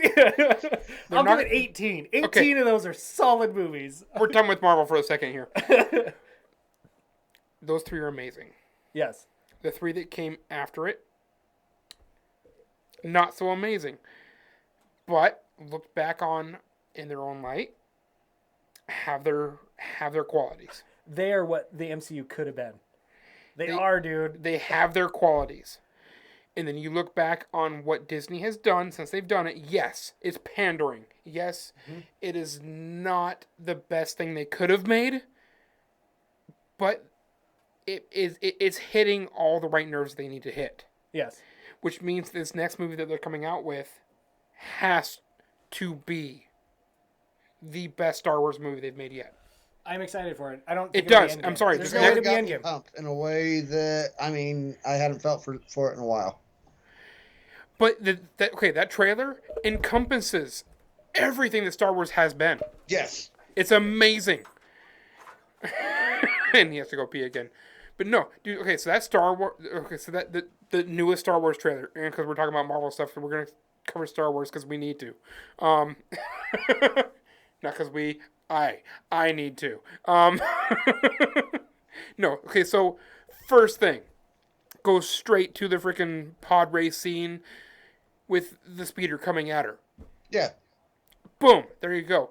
Then it has her do that crazy jump from like the second movie number Which 2. they build up to. You're like, she's just gonna run away from it. Which no, I knew something was getting ready to happen. Yeah, but no, she totally does the freaking the episode 2 jump and then like special effect stuff to it. Yeah.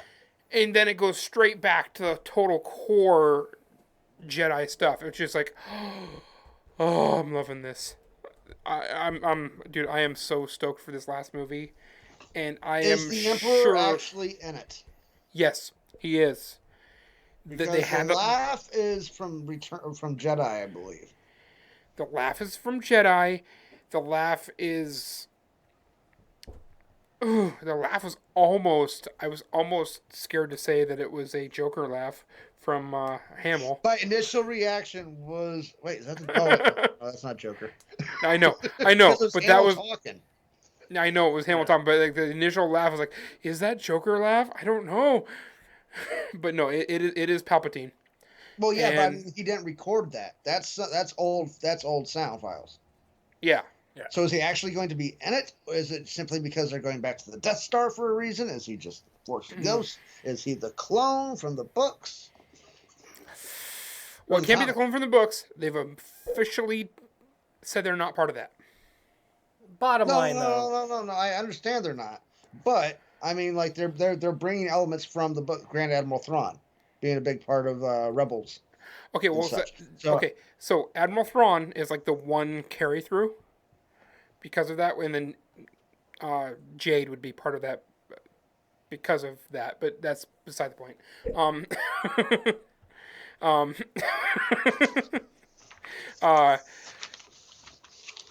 But no, it's got Palpatine's got to be back. I mean, he just said right there. I mean, nobody's ever truly dead, and yeah, it might be Force Ghost or not, but he's going to be part of it. If the Force Ghost works for the good, it's got to work for the bad too. Yes, it does. Yeah. So I think if there's any relation to Star Wars, right? Really, with the MCU thing, if we're trying to make this at all Jay was cohesive, just filling time. I was filling time in as Disney, and no, and it does have several tie-ins, but again, I feel like what we Disney ruin your got childhood? with Endgame, no, Disney right? is your childhood. Yeah, what we got with Endgame and what they did is that first trilogy of Star Wars. It just is, right? It's just a really long trilogy. It is. It is. You already said it, dude, in your tweets or whatever, yes, right? Infinity War and Endgame is my new favorite trilogy. Yes, it's totally true. It's only two movies, but yeah. Well, for me, these past 22 movies are my favorite trilogy. Okay, I'll allow it. I'll allow it. I think that is such an important part of it, and I think it's worth reemphasizing that Star Wars was awesome for those first three trilogies because it was somebody. Trilogies? I mean, the first three in the trilogy. So it's still awesome. That's what you're saying. Yeah. Because I mean, they're finishing the last of the trilogy right now. Yeah. Of the third trilogy. Yeah, right. Of the three trilogies. Yeah. The thing that makes so you're that saying first episode one was just the most amazing movie you've ever seen. The with Anakin Skywalker. When have you ever seen such a good movie about galactic trade disputes? Oh my god. Okay, so as far as galactic trade disputes go, that was a great movie. Jesus Christ. Before we wrap anything up here, I had a couple facts we didn't get to. Sweet. All right, lay them on us. Did you know the opening Marvel montage scene? You know, in the title sequence. Yes. Okay. Okay. I'm at first, all I was for disappointed because I was hoping for the Stan one again from Captain Marvel.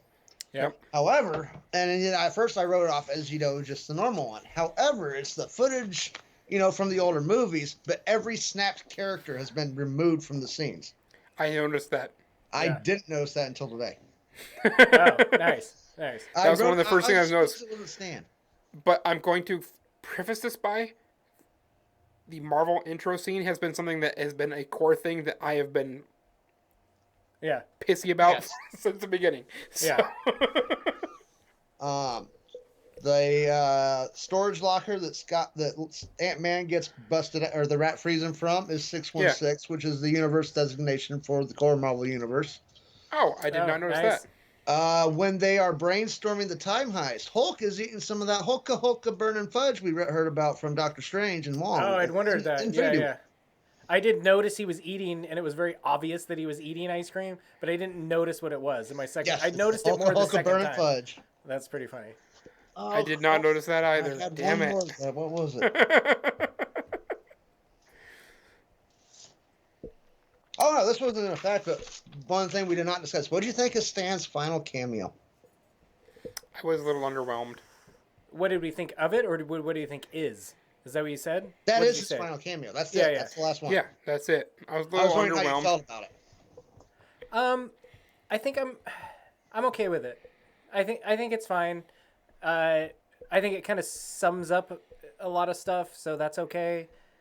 I never looked at a Stan cameo as like that super relevant in a movie anyway, other than that it had to be there.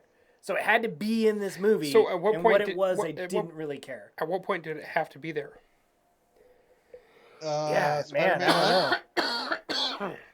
What was that? For Spider-Man? Yeah, probably before MCU, right? Like that was that was the MCU before it even existed.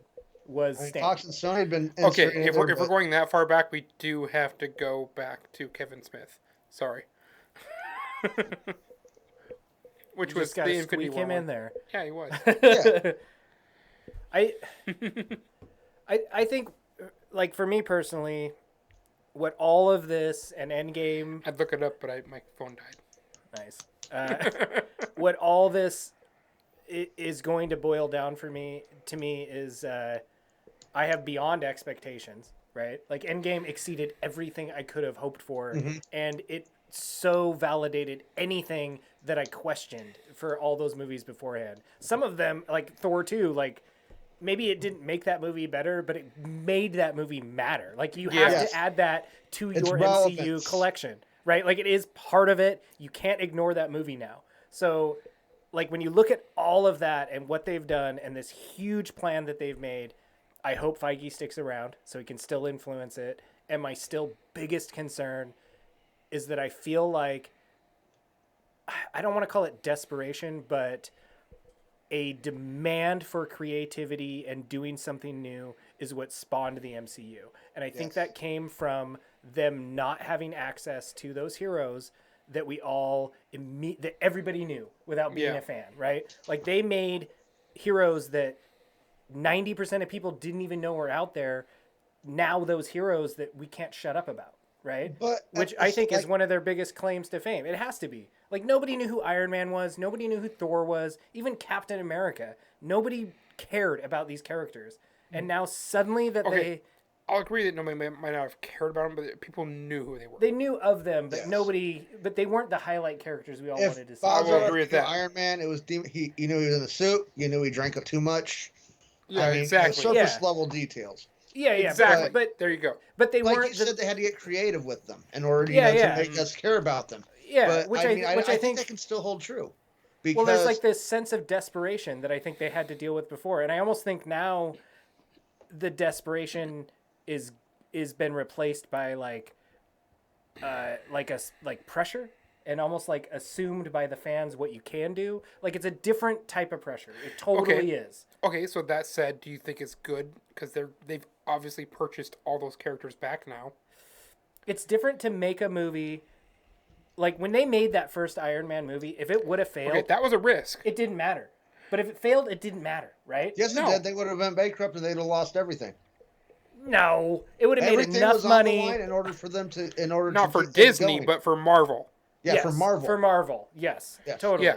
That's what made selling the rest of their properties worth something, right? Yes. Like, it in that sense it was relevant. But as far as Disney is concerned, I think those initial characters, Thor and Captain America and Iron Man, So they out of were all those not characters, our fanboy characters as we grew Thor up. was the But one Disney that I didn't did not have any see control coming. over that. Yeah. Disney didn't have control over any of It that? wasn't. It wasn't until Iron Man 3 that Disney actually had control over what was being produced. Everything else was done before Disney got control. So they already had some clout then. So, like, I mean, Yes. that gives me more hope for X-Men. They didn't and, buy. Disney didn't and even start the Fantastic Four? purchase until 2009. No, 2000. Yeah, 2009. So they already. So maybe Avengers was the first one. The first one they had full control. That's why they're on the credits. Yeah. Even though Universal's still the distributor. Avengers. That was the transition movie. So Iron Man, the all Phase 1 except for Avengers was all Marvel Studios. Yeah. I just come back to, there's so much that's already just assumed when you go see, especially now, when you would go see this next phase about an MCU movie and whatever the next future of it all is, that comes with it before you've even seen it, right? Mm-hmm. Like, they could just release a straight up turd and it's already going to get, you know, $800 million. So that like reminds something me of Ant-Man only does like ridiculous. 5. Okay, so $500 million, right? Like, Yeah. it just comes with that because it's got MCU on it. Yes. I don't want that to blind them to still being creative and still pushing the envelope, which they have I done. think that reminds as me of they've- a, as they've moved on. I think Ragnarok's a good example of that, right? Or like Winter Soldier. They have those movies They in the have middle no choice that are with different. the X-Men. They have to figure out a way to erase Hugh Jackman Yes. from the minds of people as Wolverine. That's going to Yeah. force them to take risks. Yes. Otherwise, I- it's doomed from the start, and they're too smart for that. which I think is part of Yeah. their success now. They So how much do you so think much Hugh credit to Jackman risks. could come back as a cameo? I don't think so, because if he bringing be him back the- would just muddy the waters. Could he be the new Stan though? Could he just like be in a scene like that? What if they Would you never be okay with actually that? introduce Wolverine into the MCU, but you just see Hugh Jackman in random places, and you assume he's really Just- Wolverine? yeah, but right, You don't yeah. know. Yeah. I don't know, man. I like this. I still come back to it all just like I don't care. To be honest with you, I really just don't care. I don't care what happens after this. I want it to be awesome and I really hope it is, but if it's not, I don't care. They could be the worst MCU movies ever and it's all downhill from here and like my heyday as a super fan is over. I don't care. I've gotten what I never thought I would get, right? Like you have to give that to the MCU. You have to give that to Feige and to Disney and to Marvel. It's like I never thought I would get this, and you gave it to me above and beyond what I ever expected. And you have to be satisfied. Like how greedy are you to assume that this will just go on forever, right? Like at some point it has to end, and you have to feel satisfied. Dude, Could be Marvel we're all just Comics is Thanos still fans, going. right? Yeah. Yeah, I was just gonna say yeah. So Well, okay. So what you said right there, you heard what the latest article. I'm sure you've read the same article because you seem to post the same stuff that I post. Disney has already pretty much said that the head of their new series and their new front runner is going to be Deadpool. Really? I didn't read that. no, There's no way. he's the one that's being transitioned over. He's the only Yeah. one. They haven't. No, they have not said anything about what Deadpool's going to be doing, what his role is. I will No. say the one thing I would give credit to that theory is that in the way that I think we're going to like transcend to the next generation is that also I think that generation is less sensitive.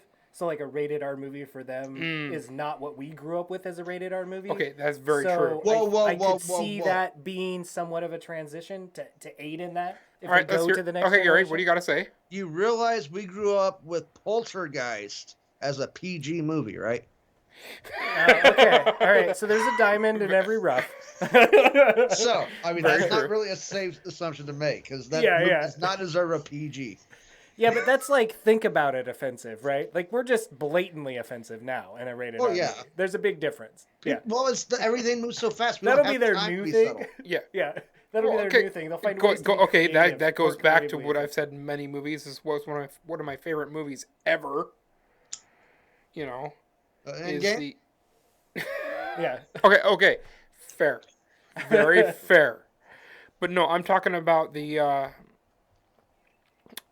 good, the bad, and the ugly. Endgame? Yeah, exactly. Yeah, Thanos is sometimes good. He's sometimes bad. He's pretty ugly. Yeah, no, but I'm saying like that's like one of my favorite movies ever. But it's one of the slowest movies you've ever seen. Mm-hmm.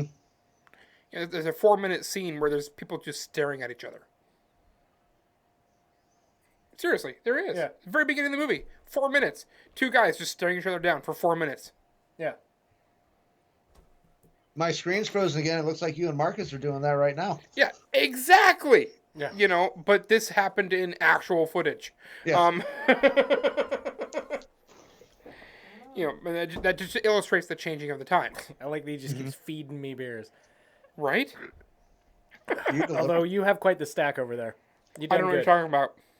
My Avengers I mean- cup is still not empty. We're at Wow. like an hour, 3 hours and 15 minutes, which is longer than the movie. We're at 3 hours and 15 minutes. Yeah. And 3 hours and 15 minutes, and I'm only 5 beers in. yeah. I need another beer. It I need just the opener too. anybody I don't know how to again I just keep coming back to the whole I never thought it would happen and it did happen. It happened in so many great ways that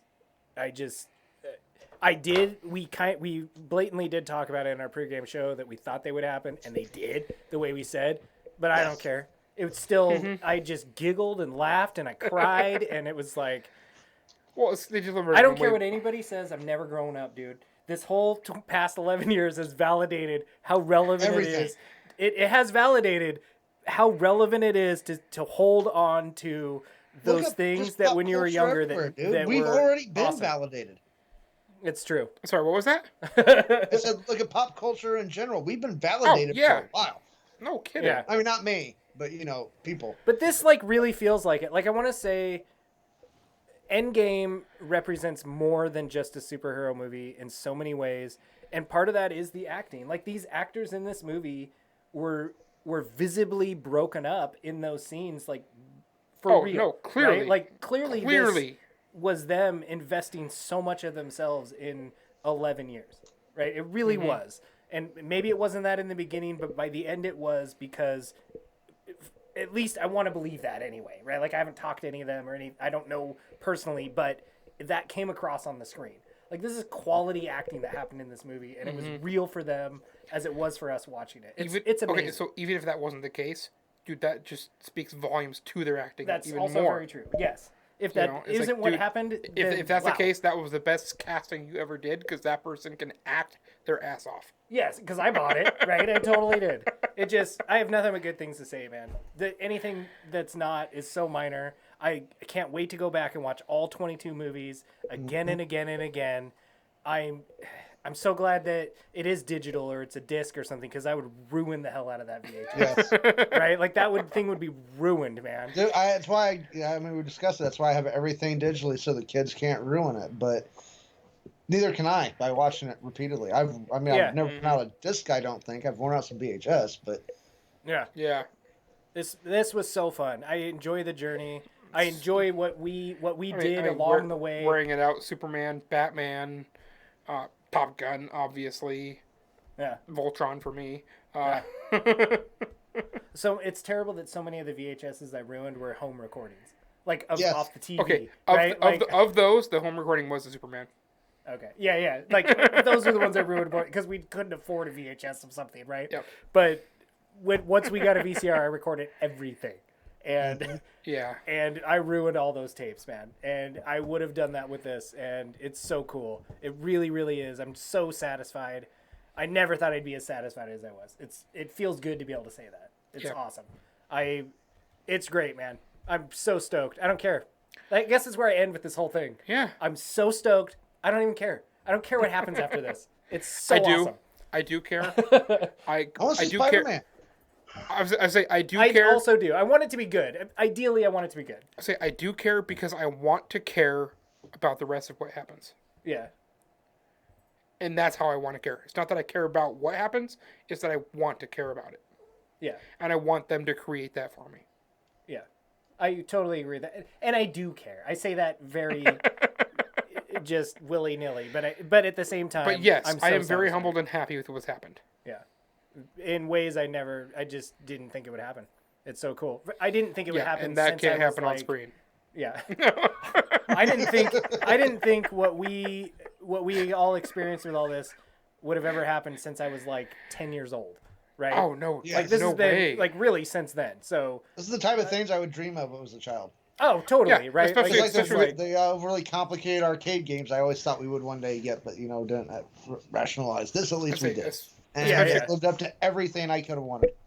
Yeah, it's so good. That's what you're talking about with the child, though, especially with your parents, or not say parents, but just adults in general, that era of going what are you doing wasting your time with that stuff? Well, that's what we're experiencing right now. Yeah, I dealt with who that. was wrong? Who was wrong? Mom's seen the last 8 movies in theater. Yeah. I used to deal with that, and yet, you know what? Mom asked me if I wanted to go see End Game last Thursday. See, right? Yeah, Exactly. well, that was my second view. It was with my parents because they wanted to go see it. And I was like, yeah, I'll go along for that. Let's do it. I'm in right now. I'll pay. It's fine. I will drive and pay. It's exactly. awesome. Okay. That is huge. You guys have no idea Anytime what that I leave means. the house, it's huge. Well, I want to thank Jay for supplying all this beer. I appreciate it, Jay. Thank you. Which has helped us keep our spirits up through the whole thing. Yeah. I want to thank you really for just the whole Nerdbuzzed ride. I think that's part of this whole MCU thing and what this has inspired. I met Gary basically because of all of that. It's so cool to get to know you. I can't wait for tomorrow because I'm sure I'll have 5 to 2,000 messages from you, and it's awesome. I give you a hard time for it, but I really do mean it. It's great, buddy. You noticed that I disappeared for a while.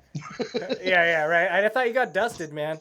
But and everybody else out there, if you guys want another Nerdbuzz show, hit us up. Let us know. We'd love to talk about whatever nerdy thing you guys got out there. Go see End Game and get into all the MCU movies. And if that isn't your childhood fantasy, at least look at it. Well, it should have been. But even if you're too young for it, it gives you hope that yours could happen.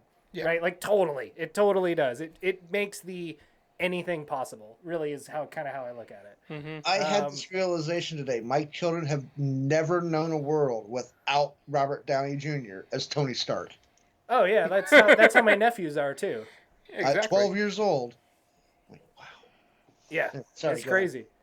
I want to end it on a super positive note. I love you guys. Thanks for all the MCU stuff and for hanging out, getting super nerdy. I was going to say nudie, but we're getting nerdy. That's later. Yeah, that's what happens after this next beer. To all the nerds. Through all the fuzz. Bottoms up. Let's get Nerdbuzzed. I would have exploded this way. but Jack's not here. Yeah.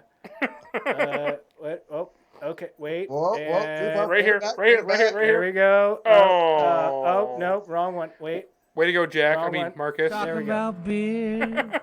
I was going to snap and then put my finger over the camera. You can still do it, Gary. No, that's all right. Marcus and Jeremiah. So, wow, it's like after You're on Nerdbuzzed. Yeah, right. Like, share, subscribe, all that fun stuff. Yep. Let's get Nerdbuzzed.